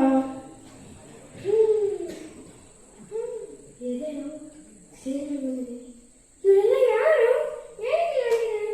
ಸುಮ್ಮನೆ ಇರೋ, ಅವ್ರು ಕೊಂದಿರೋದಲ್ಲ, ನಾವು ಕೊಂದಿರೋದು. ಓ ಹೌದಾ? ಏನ್ ಮಾಡ್ತಿದ್ಯೋ? ಚೆನ್ನಾಗಿದ್ದೀನಾ? ಸುಮ್ಮನೆ ಇರೋ. ಚೆನ್ನಾಗಿದ್ದೀನಾ ಇಲ್ಲ ಹೇಳು. ಚೆನ್ನಾಗಿದ್ದೀಯ ನೋಡಲ್ಲಿ. ಇರೋ, ನೀನ್ ಚೆನ್ನಾಗಿಲ್ಲ. ಸುಮ್ಮನೆ ಇರೋ, ಗುರುಗಳಿದ್ದಾರೆ. ಕರೀರೋ. ನಾನು ಇಂಟ್ರೊಡ್ಯೂಸ್ ಮಾಡಬೇಕಲ್ವಾ? ಹೇಳಿ. ಬೇಡ ಬೇಡ, ನಾನು ಇಂಟ್ರೊಡ್ಯೂಸ್ ಮಾಡ್ತೀನಿ. ನನ್ನ ಹೆಸರು ವೆಂಕಟ್, ನಾನು ನನ್ನ ಫ್ರೆಂಡು. ಇವನು ಅಮೋಘ. ನಾನು ಇಂಟ್ರೊಡ್ಯೂಸ್ ಮಾಡಬೇಕಾಯ್ತು ನನ್ನ.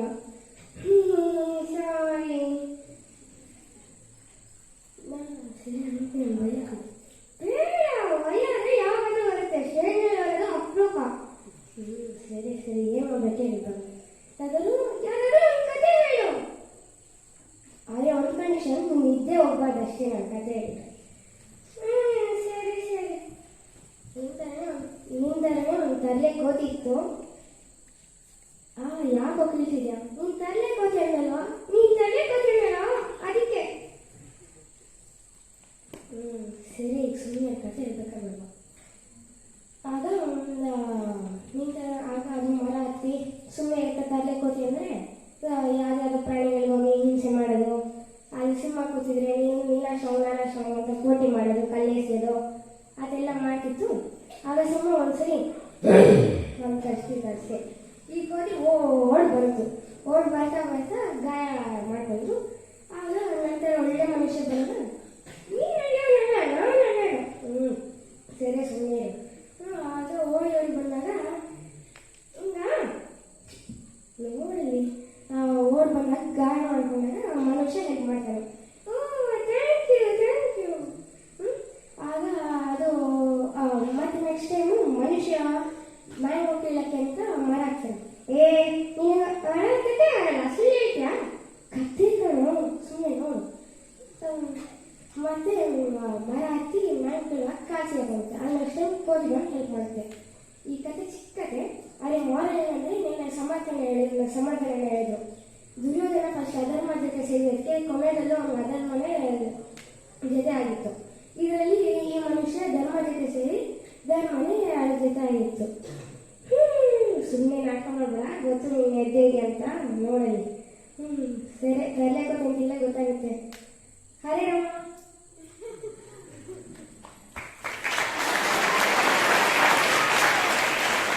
ವಿಶಿಷ್ಟವಾದ ಕಲೆಯನ್ನು ನಮ್ಮೆಲ್ಲರ ಮುಂದೆ ಪ್ರದರ್ಶಿಸಿದ ಕುಮಾರ ಅಮೋಘನಿಗೆ ಹೃತ್ಪೂರ್ವಕ ಅಭಿನಂದನೆಗಳು.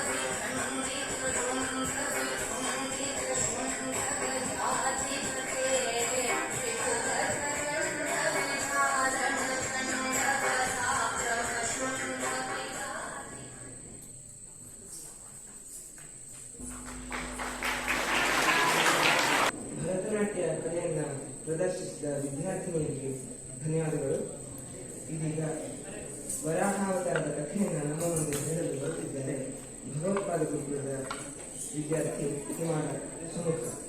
ಮೂರನೇ ಅವತಾರ ವರಾಹಾವತಾರ. ವರಾಹ ಎಂದರೆ ಹಂದಿ ಎಂದರ್ಥ. ಜಯದೇವ ಕವಿಯವರು ಗೀತಾಗೋವಿಂದಂ ಎಂಬ ಮಹಾಕಾವ್ಯದಲ್ಲಿ ವರಾಹಾವತಾರವನ್ನು ಬಹಳ ಸುಂದರವಾಗಿ ವರ್ಣಿಸಿದ್ದಾರೆ. ವರಾಹದ ಕೋರೆಯ ತುದಿಗೆ ಸಿಲುಕಿದ ಭೂಮಿಯ ಕಲೆಯು ಚಂದ್ರನಲ್ಲಿ ಕಲಂಕದಂತೆ ಕಾಣುವಂತೆ ಮಾಡಿದ ವರಾಹರೂಪಿ ಶ್ರೀಹರಿಗೆ ಜಯವಾಗಲಿ ಜಯವಾಗಲಿ. ಹಿಂದೊಮ್ಮೆ ಬ್ರಹ್ಮಮಾನಸ ಪುತ್ರರಾದ ಸನಕ, ಸನಂದನ, ಸನತ್ ಸುಜಾತ ಹಾಗೂ ಸನತ್ ಕುಮಾರರು ಶ್ರೀ ವಿಷ್ಣುವನ್ನು ನೋಡಲು ವೈಕುಂಠಕ್ಕೆ ತೆರಳಿದರು. ಆ ಸಮಯದಲ್ಲಿ ಶ್ರೀಹರಿಯ ಬಾಗಿಲು ಕಾಯುತ್ತಿದ್ದ ಜಯ ವಿಜಯರು ಅವರನ್ನು ತಡೆದು ಅವರ ಮಹಿಮೆಯನ್ನು ಅರಿಯದೆ ಅವರನ್ನು ತಡೆದರು. ಅಪ್ಪಣೆ ಇಲ್ಲದೆ ಒಳಗೆ ಪ್ರವೇಶವಿಲ್ಲವೆಂದು ಬಾಗಿಲಲ್ಲಿಯೇ ನಿಲ್ಲಿಸಿದರು. ಆಗ ಆ ಬಾಲಮುನಿಗಳು, ಆಹಾ, ಈ ವೈಕುಂಠವು ಸತ್ವಗುಣವುಳ್ಳವರ ಲೋಕ. ಇಲ್ಲಿ ರಜೋಗುಣ ಹಾಗೂ ತಮೋಗುಣಗಳು ಸಹ ಕಾಣುತ್ತಿದೆಯಲ್ಲ ಎಂದು ಮನಸ್ಸಿನಲ್ಲೇ ಅಂದುಕೊಂಡು ಕುಪಿತದಿಂದ, ಎಲೈ ದ್ವಾರಪಾಲಕರೇ, ನೀವು ರಾಕ್ಷಸರಾಗಿ ಭೂಮಿಯಲ್ಲಿ ಹುಟ್ಟಿ ಎಂದು ಶಾಪ ನೀಡಿದರು. ಆಗ ಜಯ ವಿಜಯರಿಗೆ ತಮ್ಮ ತಪ್ಪಿನ ಅರಿವಾಯಿತು. ಅವರು ಮುನಿಗಳ ಪಾದಗಳಿಗಿಳಿದರು, ಬೇಡಿಕೊಂಡರು, ಕ್ಷಮಿಸಿ ಎಂದು ಬೇಡಿಕೊಂಡರು. ಆಗ ಮುನಿಗಳು ಶ್ರೀಹರಿಯೇ ನಿಮ್ಮನ್ನು ಕ್ಷಮಿಸಬಲ್ಲ ಎಂದು ಹೇಳಿ ಹೊರಟು ಹೋದರು. ಅವರು ಶ್ರೀಹರಿಯ ಪಾದಗಳಿಗಿಳಿದರು.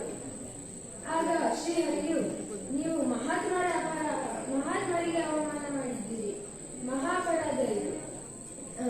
ನೀವು ಭೂಮಿಯಲ್ಲಿ ಜನಿಸುವುದನ್ನು ಯಾರೂ ತಪ್ಪಿಸಲು ಸಾಧ್ಯವಿಲ್ಲ. ಆದರೆ ನಿಮಗೆ 2 ಆಯ್ಕೆಗಳನ್ನು ಕೊಡುತ್ತೇನೆ. 7 ಜನ್ಮಗಳು ನೀವು ನನ್ನ ಸ್ನೇಹಿತರಾಗಿ ಭೂಮಿಯಲ್ಲಿ ಹುಟ್ಟುವಿರೋ ಅಥವಾ 3 ಜನ್ಮಗಳು ನನ್ನ ವೈರಿಗಳಾಗಿ ಭೂಮಿಯಲ್ಲಿ ಹುಟ್ಟುವಿರೋ ಎಂದು ಕೇಳಿದರು. ಆಗ ಅವರು, ಸ್ವಾಮಿ, ನಿಮ್ಮನ್ನು ಬಿಟ್ಟು ಬಹಳ ಕಾಲ ನಮ್ಮಿಂದ ಇರಲು ಸಾಧ್ಯವಿಲ್ಲ. ವೈರಿಗಳಾದರೂ ಸರಿ, 3 ಜನ್ಮ ನಿಮ್ಮನ್ನು ಹುಟ್ಟಿರುತ್ತೇವೆ ಎಂದು ಹೇಳಿದರು. ಆಗ ಮೊದಲನೇ ಜನ್ಮದಲ್ಲಿ ಜಯ ವಿಜಯರು ಹಿರಣ್ಯಕಶ್ಯಪು ಹಾಗೂ ಹಿರಣ್ಯಾಕ್ಷರಾಗಿ ಕಶ್ಯಪ ಮುನಿ ಮತ್ತು ದಿತಿ ದೇವಿಯ ಮಕ್ಕಳಾಗಿ ಜನಿಸಿದರು. ಅವರಿಬ್ಬರೂ ಮಹಾಪರಾಕ್ರಮಶಾಲಿಗಳಾಗಿದ್ದರು. ಅವರು ಮೇರು ಪರ್ವತದಂತೆ ಬೆಳೆಯತೊಡಗಿದರು. ಬ್ರಹ್ಮನ ಕುರಿತು ತಪಸ್ಸು ಮಾಡಿ ಇನ್ನಷ್ಟು ಬಲಿಷ್ಠರಾದರು. 3 ಲೋಕಗಳಲ್ಲಿ ಅವರಿಗೆ ಸರಿಸಮಾನರಿಲ್ಲ ಎಂದು ಕೊಬ್ಬಿ ಮದಾಂಧರಾದರು. ಅವರು ಸಜ್ಜನರಿಗೆ, ಗೋಗಳಿಗೆ, ಋಷಿಮುನಿಗಳಿಗೆ ಪೀಡೆ ಕೊಡಲು ಶುರು ಮಾಡಿದರು. ಅವರಿಗೆ ಧರ್ಮದಲ್ಲೇ ಆನಂದ ಆಗತೊಡಗಿತು.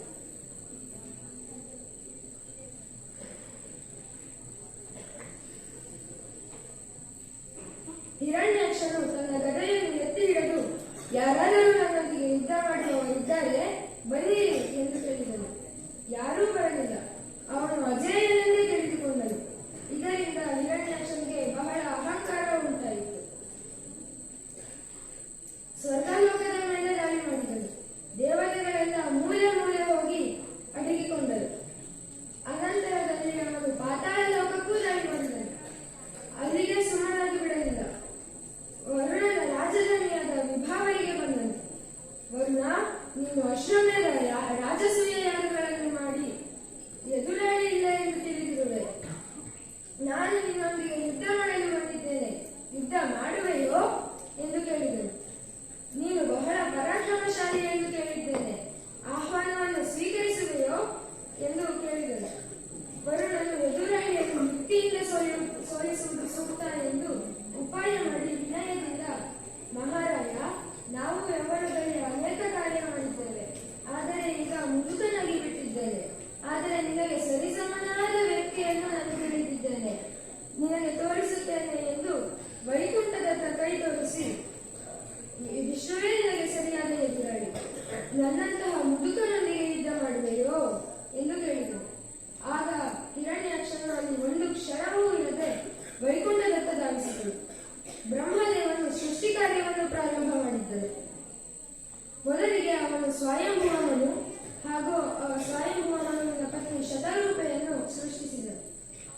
ಅವರು, ತಂದೆ, ನಾವಿಬ್ಬರು ಇನ್ನು ಏನು ಮಾಡಬೇಕೆಂದು ತಿಳಿಸಿರಿ ಎಂದಾಗ, ನೀವು ಯಜ್ಞ ಯಾಗಾದಿಗಳನ್ನು ಮಾಡಿ ಪ್ರಜಾಪತಿ ಕಾರ್ಯಗಳನ್ನು ಸಲ್ಲಿಸಿ ಭೂಮಂಡಲವನ್ನು ರಕ್ಷಿಸಿ ಎಂದು ಆಜ್ಞಿಸಿದನು ಬ್ರಹ್ಮದೇವ.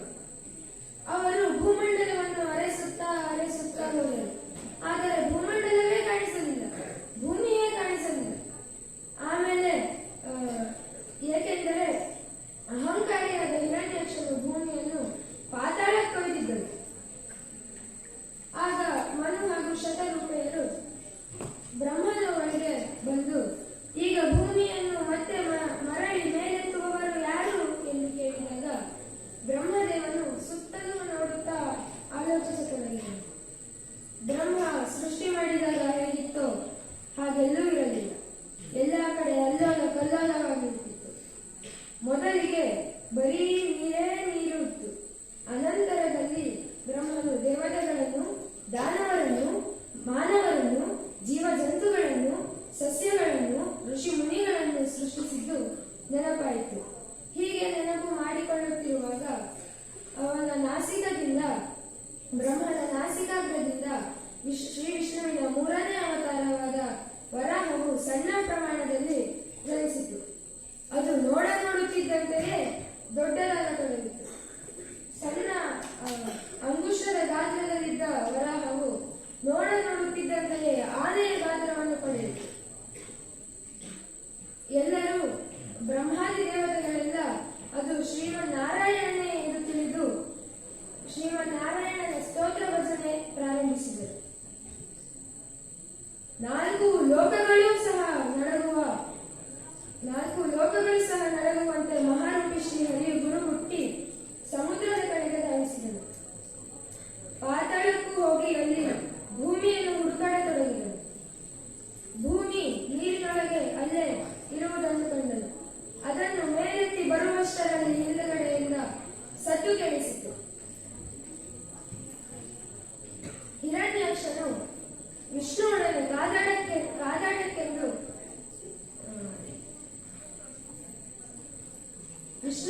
ಕಾದಾಟಕ್ಕೆಂದು ವೈಕುಂಠಕ್ಕೆ ಹೋಗಿದ್ದನು.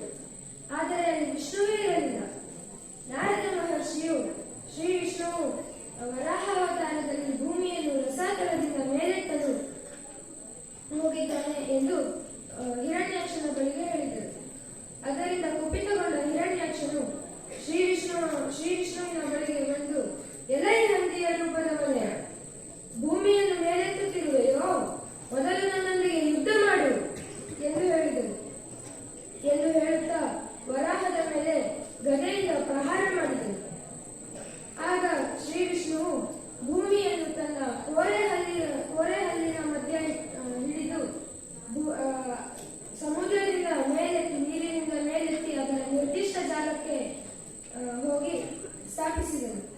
ಹಿರಣ್ಯಾಕ್ಷನು ವರಾಹವನ್ನು ಹಿಂಬಾಲಿಸಿ ಬೆನ್ನೆಟ್ಟಿ ಕೋಪದಿಂದ, ಎಲೈ ಮೋಸಗಾರನೇ, ಕಳ್ಳದಂತೆ ಏಕೆ ಭೂಮಿಯನ್ನು ಹಿಂದಿಡುತ್ತಿರುವೆ ಎಂದು ಕೇಳಿದನು ಎಂದು ಅಪಮಾನ ಮಾಡಿದನು. ಆಗ ಶ್ರೀಹರಿಯು, ನಿನ್ನಂತಹ ನಾಯಿಯನ್ನು ಹೊಡೆದೊಗೆಯಲು ಮಂತ್ರಿಯಾಗಿಯೇ ಬರಬೇಕಾಯಿತು ಎಂದು ಹೇಳಿ ಯುದ್ಧವನ್ನು ಆರಂಭಿಸಿದನು. ಬಹುಕಾಲದವರೆಗೆ ವರಾಹ ಹಾಗೂ ಹಿರಣ್ಯಾಕ್ಷರಲ್ಲಿ ಘೋರ ಯುದ್ಧ ನಡೆಯಿತು. ಶಂಖಚಕ್ರಗಳನ್ನು ಧರಿಸಬೇಕಾಗಿದ್ದ ಶ್ರೀ ವಿಷ್ಣುವು ವರಾಹ ಅವತಾರದಲ್ಲಿಯೂ ಶ್ರೀ ಚಕ್ರವನ್ನು ಪ್ರಯೋಗ ಮಾಡಿಯೇ ಹಿರಣ್ಯಾಕ್ಷನನ್ನು ವಧೆ ಮಾಡಿದನು. ಆಗಸದಿಂದ ದೇವತೆಗಳು ಹೂಮಳೆಯನ್ನು ಸುರಿಸಿದರು. ಅವರೆಲ್ಲರೂ ಸ್ತೋತ್ರವನ್ನು ಹೇಳಲು ಶುರು ಮಾಡಿದರು. ಅವರೆಲ್ಲರ ಸ್ತೋತ್ರದಿಂದ ಪ್ರಸನ್ನನಾದ ವರಾಹ ರೂಪಿ ನಾರಾಯಣನು ವರಾಹ ರೂಪವನ್ನು ಬಿಟ್ಟು ಗುರುಗುಡುವುದನ್ನು ನಿಲ್ಲಿಸಿ ತನ್ನ ನಿಜ ರೂಪದಲ್ಲಿ ಪ್ರಕಟನಾಗಿ ಎಲ್ಲರಿಗೂ ಅಭಯವನ್ನು ನೀಡಿದನು. ಹೀಗೆ ಈ ರೀತಿಯಲ್ಲಿ ಲೋಕಕಂಟಕನಾದ ಹಿರಣ್ಯಾಕ್ಷನನ್ನು ವಧಿಸಲು ಸಂಹರಿಸಲು ಶ್ರೀ ವಿಷ್ಣುವು ತಾಳಿದ 3ನೇ ರೂಪವೇ ವರಾಹಾವತಾರ. ಹರೇ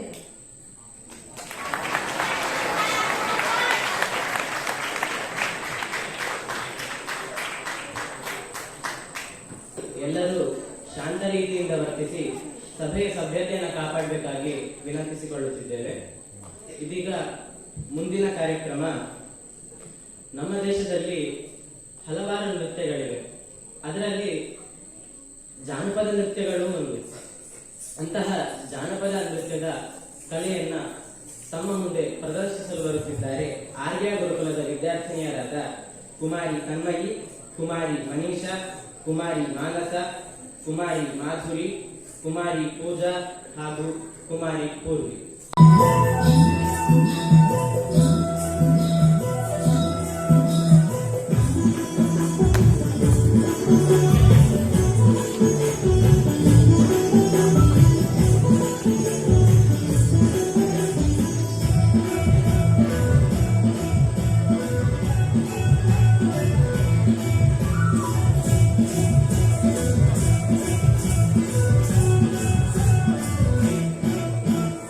Thank you.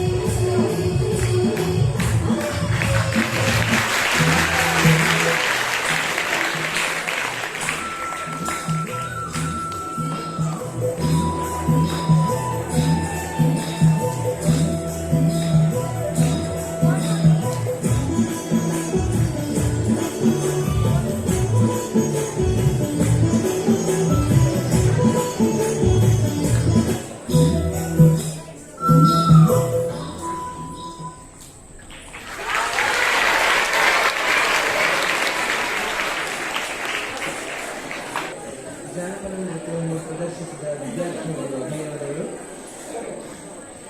ಇದೀಗ ವೈಯಕ್ತಿಕ ಗಾಯನ ರಾಜರಾಜೇಶ್ವರಿ ಗುರುಕುಲದ ಕುಮಾರಿ ಸುನಂದ ಇವರಿಗೆ.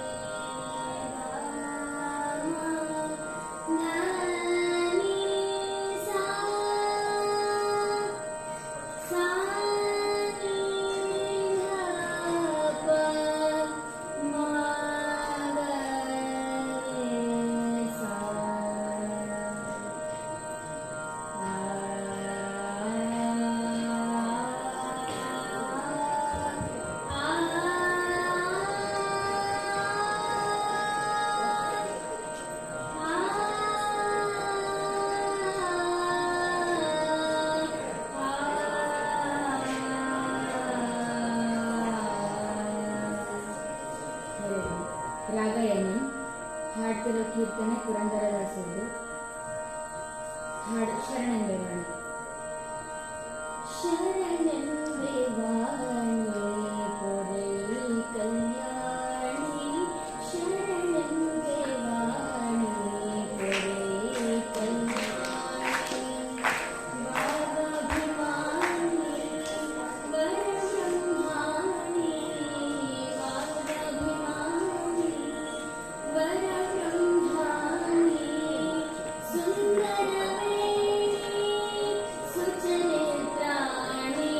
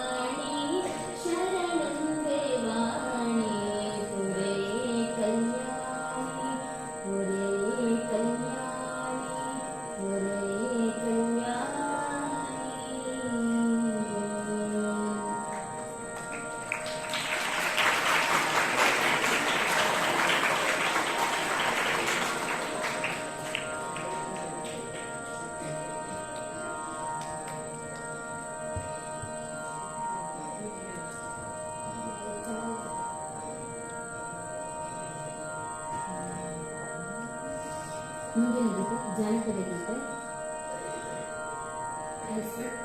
ಹಾಡಿನ ಹೆಸರು ತಿಂಗಳು ಮುಗಿದು. ತಿಂಗಳು ಮುಳಗಿದವೋ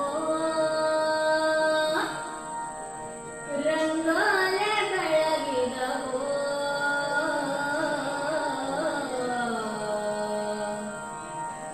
ತಾಯಿ ಚೊಡವನ ಪೂಜೆಗೆಂದು ಬಾಳವಾಗಿದವೋ ತಿಂಗಳು ಮುಳಗಿದವೋ ರಂಗೋಲೆ ಬೆಳಗಿದವೋ ತಿಂಗಳು ಮುಳಗಿದವೋ ರಂಗೋಲೆ ಬೆಳಗಿದವೋ ನಮ್ಮ ತಾಯಿ ಚೊಡವನ ಪೂಜೆಗೆಂದು ಬಾಳವಾಗಿದವೋ ನಮ್ಮ ತಾಯಿ ಚೊಡವನ ಪೂಜೆಗೆಂದು ಬಾಳವಾಗಿದವೋ ತಿಂಗಳು ಮುಳಗಿದವೋ ರಂಗೋಲೆ ಬೆಳಗಿದವೋ ತಿಂಗಳು ಮುಳಗಿದವೋ ರಂಗೋಲೆ ಬೆಳಗಿದವೋ ನಮ್ಮ ತಾಯಿ ಚೊಡವನ ಪೂಜೆಗೆಂದು ಬಾಳವಾಗಿದವೋ ನಮ್ಮ ತಾಯಿ ಚೊಡವನ ಪೂಜೆಗೆಂದು ಬಾಳವಾಗಿದವೋ ಮರಕಾತಿ ಚೌಡವ್ವ ಮಣ್ಣಲ್ಲಿ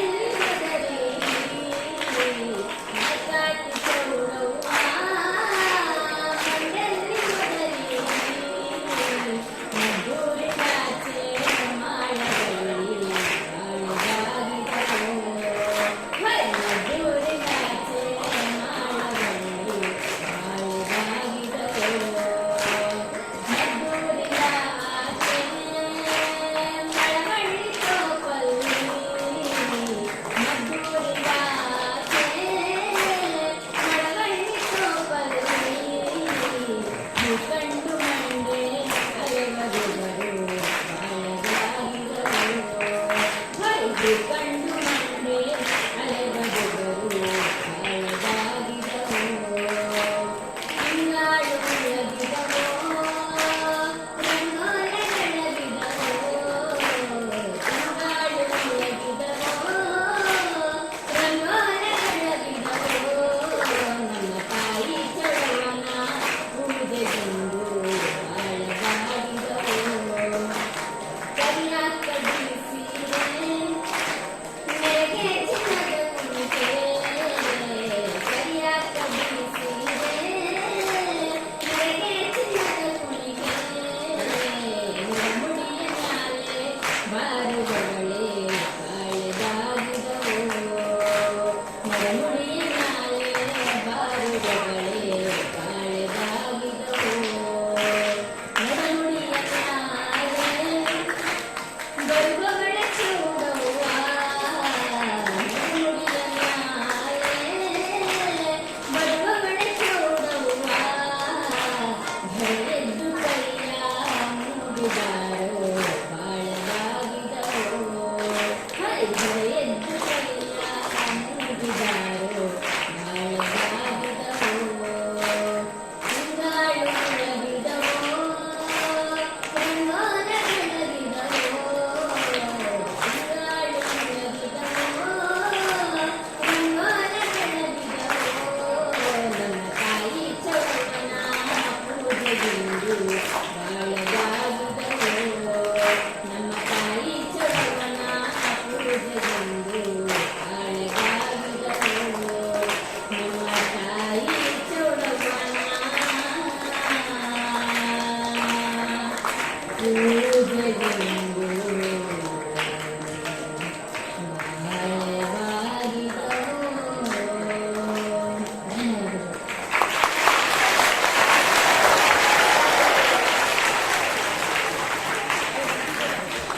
ತನ್ನೆರಡು ಹಾಡಿನ ಮೂಲಕ ಜಗನ್ಮಾತೆಯನ್ನು ಸ್ತುತಿಸಿದ ಕುಮಾರಿ ಸುನಂದ ಇವರಿಗೆ ಧನ್ಯವಾದಗಳು. ಇದೀಗ ಸಾರ್ವಭೌಮ ಗುರುಕುಲದ ವಿದ್ಯಾರ್ಥಿಯಾದ ಕುಮಾರ ನೀಲನಿಂದ ಮಹಾಭಾರತದ ಸ್ವಾರಸ್ಯಕರ ಪ್ರಸಂಗವಾದ ಬಕಾಸುರ ವಧೆಯನ್ನು ತಿಳಿಸಿಕೊಡಲು ಬರುತ್ತಿದ್ದಾರೆ. Surviving a deadly plague from Kauravas, Pandavas ended up in a place named Ekachakra. There, they encountered a Brahmin who is in trouble. Naturally, they helped him. In return favor, the Brahmin gave them a place to live in his house. Every day, Pandavas used to go to houses and ask shit. Oh my god. Pandavas, who was first a king of a kingdom, now begging in front of people's house. Kala can bring and Kala can change everything. Now coming back to this story.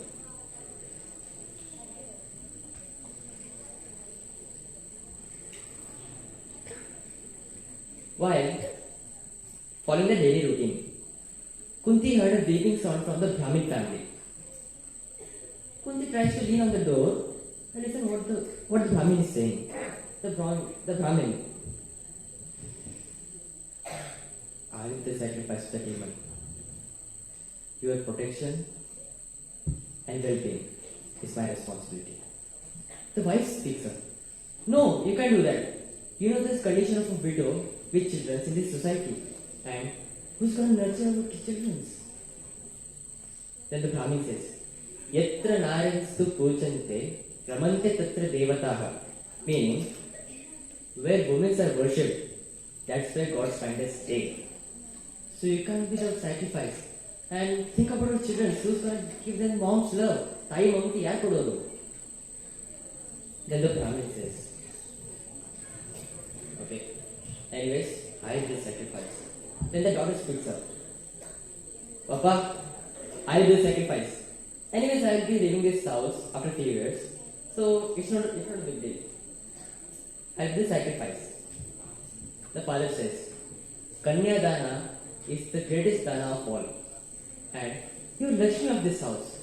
And I can't let the Lakshmi of this house die, right? And you're gonna be Lakshmi of a house, of another house someday. And only a woman can be lifetime to 2 different families. Dari Dipa to 2 different families. So you're not an option.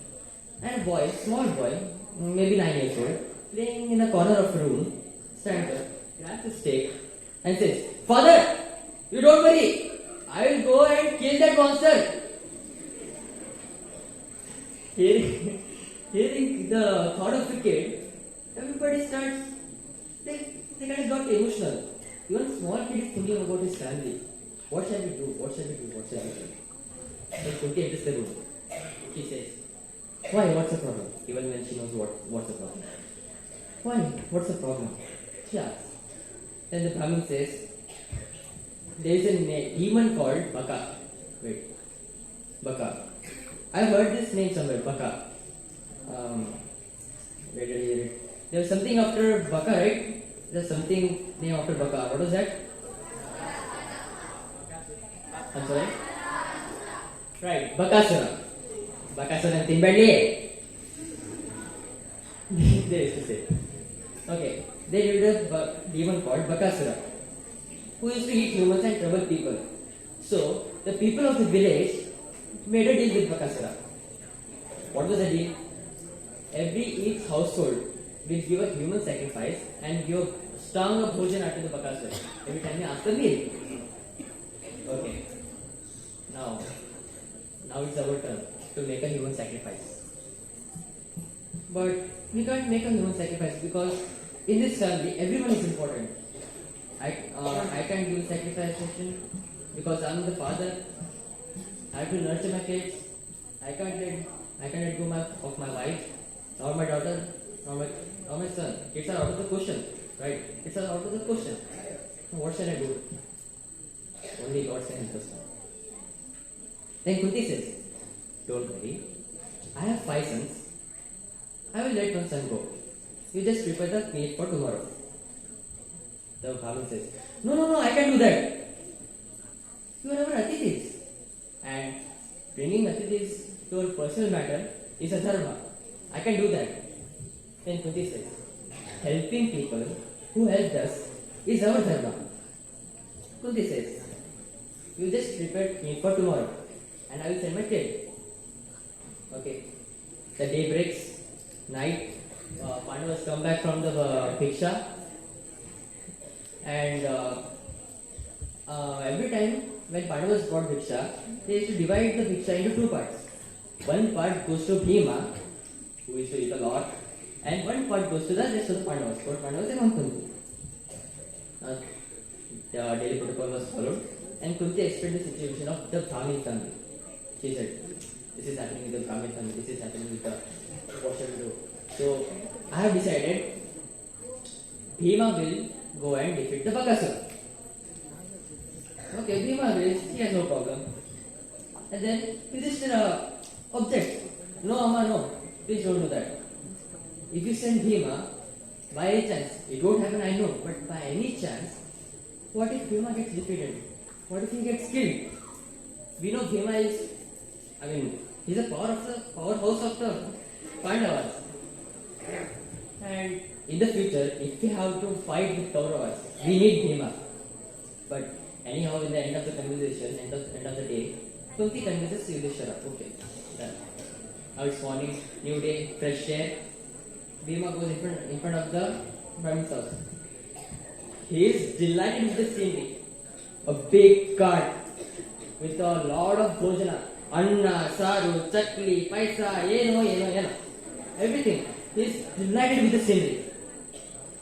Every day, in past few days, he's just getting this handful of Anna to eat.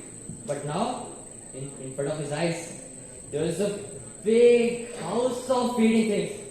He was at the top of 7 clouds. It's a phrase, okay? He was top of the 7 clouds.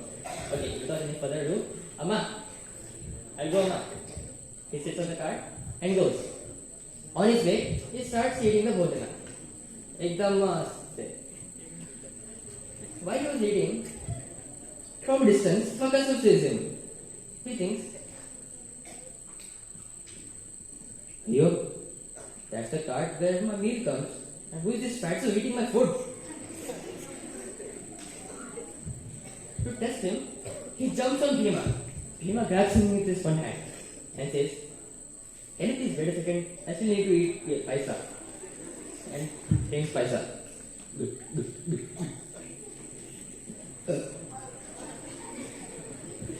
And releases the Bakasura. Bakasura asks, "Who are you? Who gave you permission to eat my food? Who are you? How dare you eat my food?" Guess what Bhima said? Well, he can't say, "Because I'm Batman." He can't say that. Guess what he said? He said, "Well, I ate your food. You eat me. Simple. You eat me. It's a simple task for you." Then, by the answer of Bhima, Bakasura got even angry. They started fighting. A fearsome battle broke out. Without any weapons, okay? With hand. Bakasura lifted a big rock with his one hand. Then, Bhima lifted an even bigger and heavier rock than Bakasura with his one hand. And then they started fighting. And we all know the end result. Who's gonna win? Obviously, he's a powerhouse. He's gonna win. He literally killed Bakasura. Not defeated, he literally killed Bakasura. After killing him, he took the dead body of Bakasura and hung him on the doorway of Ekachakri. After seeing Bakasura dead, the Brahmin was shocked. Did you? Bhima says, "Yes, I killed Bakasura. Please don't tell anybody." And he's still eating something in his hand. He goes. And all peoples of the Ekachakri comes and sees Bakasura's dead body. And asks the Brahmin, who killed him? Then in nervousness, the Brahmin says, "I don't know, but Gandharva came, killed Bakasura and hung him here and he went." And he said, "This ends the story." Then what is the moral of this story? What must be the moral of this story? Moral of the story is, if you trouble others, there is always trouble waiting for you. And if you help others, there is always help waiting for you. Right? In this story, Brahmin helped Pandavas. And Pandavas helped Brahmin to defeat Bakasur. On the other side, Bakasur troubled people. As a karma, Bhima killed him. Okay, we got to know the story, moral of the story, everything. Now I will ask you 2 questions. What is the name of the story? No. No. I said at the starting of the story, what's the name of the story? Ekachakra. Okay. The second question. Why was the story named Ekachakra? Okay, I accept that it was the whole event took place in the Ekachakra place. I can agree that. But is that reason enough to name a story of Mahabharata Ekachakra? Any guesses? Yeah? Okay, let me explain it. Imagine a vehicle with 4 vehicles. Can a vehicle which runs on 4 wheels run without 1 wheel? If I remove 1 wheel of a 4-wheeler vehicle, can it run? And now in this story, there was a family, Brahman's family, of 4 people. He said, I can't sacrifice even one member of my family. Everyone is as important as the other. I can't sacrifice anybody.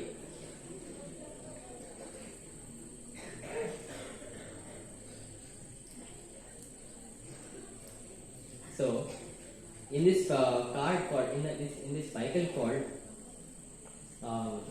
vehicle made of 4 wheels, even if 1 wheel goes or dies or gets off, the whole vehicle won't run.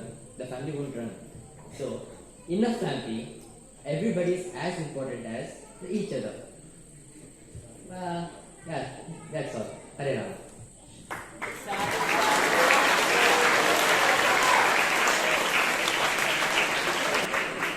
ಆಂಗ್ಲ ಭಾಷೆಯಲ್ಲಿ ಸುಲಲಿತವಾಗಿ ನಮ್ಮೆಲ್ಲರಿಗೂ ಕಥೆಯನ್ನು ಹೇಳಿದ ಕುಮಾರ ನೀಲನಿಗೆ ಧನ್ಯವಾದಗಳು. ಇದೀಗ ರಾಜರಾಜೇಶ್ವರಿ ಗುರುಕುಲದ ವಿದ್ಯಾರ್ಥಿನಿಯರಿಂದ ಸಮೂಹ ಗಾಯನ. ಕುಮಾರಿ ತೇಕ್ಷ್ಣವಿ, ಕುಮಾರಿ ಕಾವ್ಯ, ಕುಮಾರಿ ನಿತ್ಯ, ಕುಮಾರಿ ಸುನಂದ, ಕುಮಾರಿ ಸಹನ, ಕುಮಾರಿ ವೃಂದ, ಕುಮಾರಿ ವರ್ಷ ಇವರಿಂದ.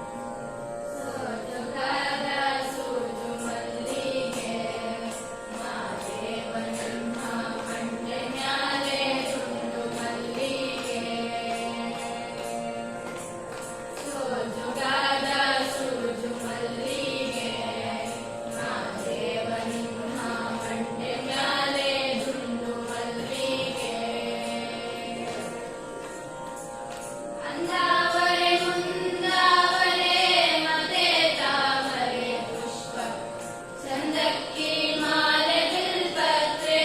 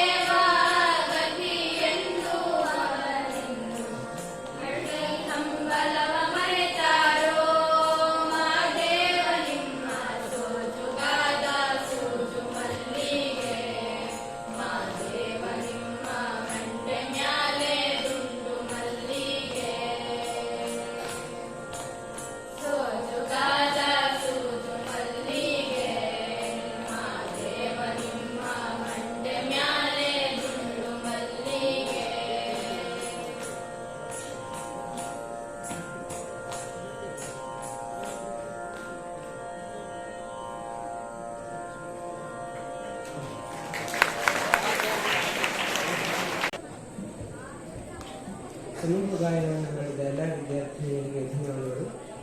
ಇದೀಗ ಪತಂಜಲಿ ಮುನಿ ಪ್ರಣೀತವಾದ ಯೋಗದ ಝಲಕನ್ನು ನಮ್ಮ ಮುಂದೆ ಪ್ರಸ್ತುತಪಡಿಸಲಿದ್ದಾರೆ ಸಾರ್ವಭೌಮ ಗುರುಕುಲದ ವಿದ್ಯಾರ್ಥಿಯಾದ ಕುಮಾರ ಶ್ರೇಷ್ಠ ಮತ್ತು ಸಂಗಡಿಗರು.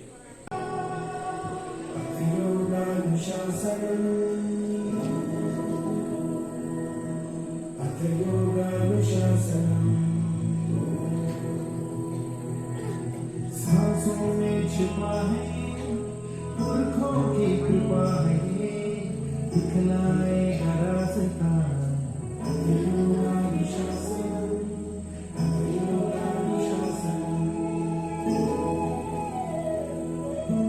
दुनिया में प्रसिद्ध जो अपने आप सिद्ध जो रखना इस पे आस्था योगानुशासन योगारंभ हो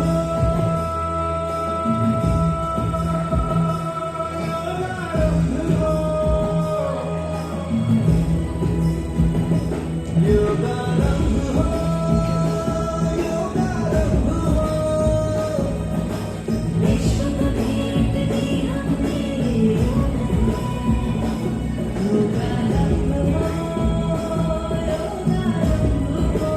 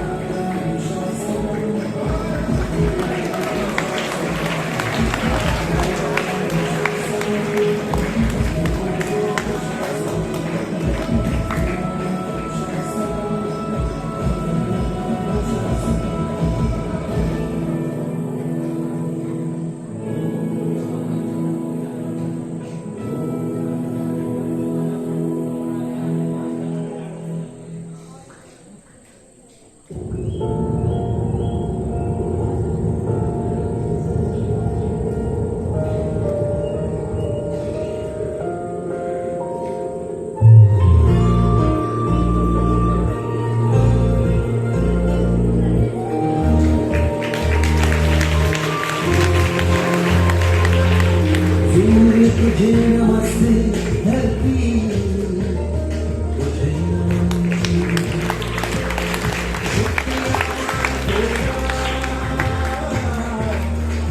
धन्यवाद गगन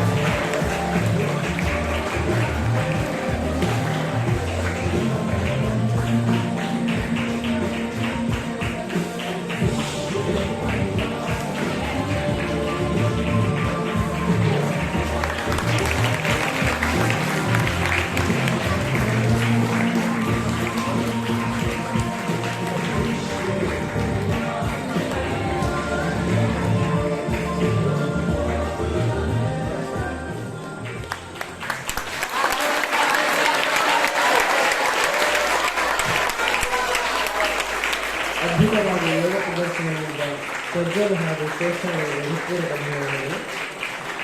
ಇಲ್ಲಿ ಆರ್ಯ ಗುರುಕುಲದ ವಿದ್ಯಾರ್ಥಿನಿಯಾದ ಶ್ರೀಲಕ್ಷ್ಮಿಯವರು ದೇವಿಯ ಚಿತ್ರವನ್ನು ಬಿಡಿಸುತ್ತಾರೆ. ಅವರು ತಮ್ಮ ಚಿತ್ರವನ್ನು ಎಲ್ಲರ ಮುಂದೆ ಪ್ರದರ್ಶನ ಮಾಡಬೇಕಂತ ಹೇಳಿದ್ದಾರೆ.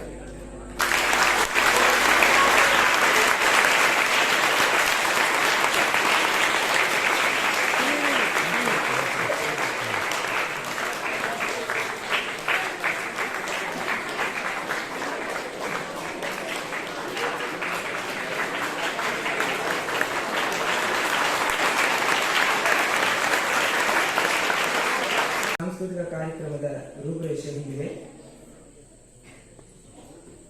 ಬೆಳಗ್ಗೆ ಮೊದಲು ಶಿವಗುರುಕುಲದ ಛಾತ್ರರಿಂದ ವೇದಘೋಷ, ನಂತರ ವಿದ್ವಾನ್ ಸತ್ಯನಾರಾಯಣ ಶರ್ಮರಿಂದ ಅವತಾರದ ಕಥೆ, ಕುಮಾರಿ ತನ್ವಿತಾ ಹಾಗೂ ಪ್ರಿಯಾಂಕಾ ಇವರಿಂದ ವಾದ್ಯವಾದನ, ಕುಮಾರಿ ವರ್ಷಾ ಇವರಿಂದ ವೈಯಕ್ತಿಕ ಗಾನ, ರಾಜರಾಜೇಶ್ವರಿ ಗುರುಕುಲದವರಿಂದ ಭರತನಾಟ್ಯ, ಕುಮಾರಿ ಶಾಶ್ವತಿ ಇವರಿಂದ ಕಥಾಕಥನ, ರಾಜರಾಜೇಶ್ವರಿ ಗುರುಕುಲದ ವಿದ್ಯಾರ್ಥಿಗಳಿಂದ ಜಾನಪದ ನೃತ್ಯ, ಕುಮಾರ ಗುರುದತ್ ಇವರಿಂದ ಮಿಮಿಕ್ರಿ ಹಾಗೂ ಕುಮಾರ್ ಕೃಷಿಕ್ ಇವರಿಂದ ಕಥೆ. ನಾಳಿನ ನಿರೂಪಣೆಯನ್ನು ಮಾಡಲಿಕ್ಕಿದ್ದಾರೆ ಶಿವಗುರುಕುಲದ ವಿದ್ಯಾರ್ಥಿಗಳಾದ ಕುಮಾರ ಸಂಪನ್ ಹಾಗೂ ಕುಮಾರ್ ಆದಿತ್ಯ.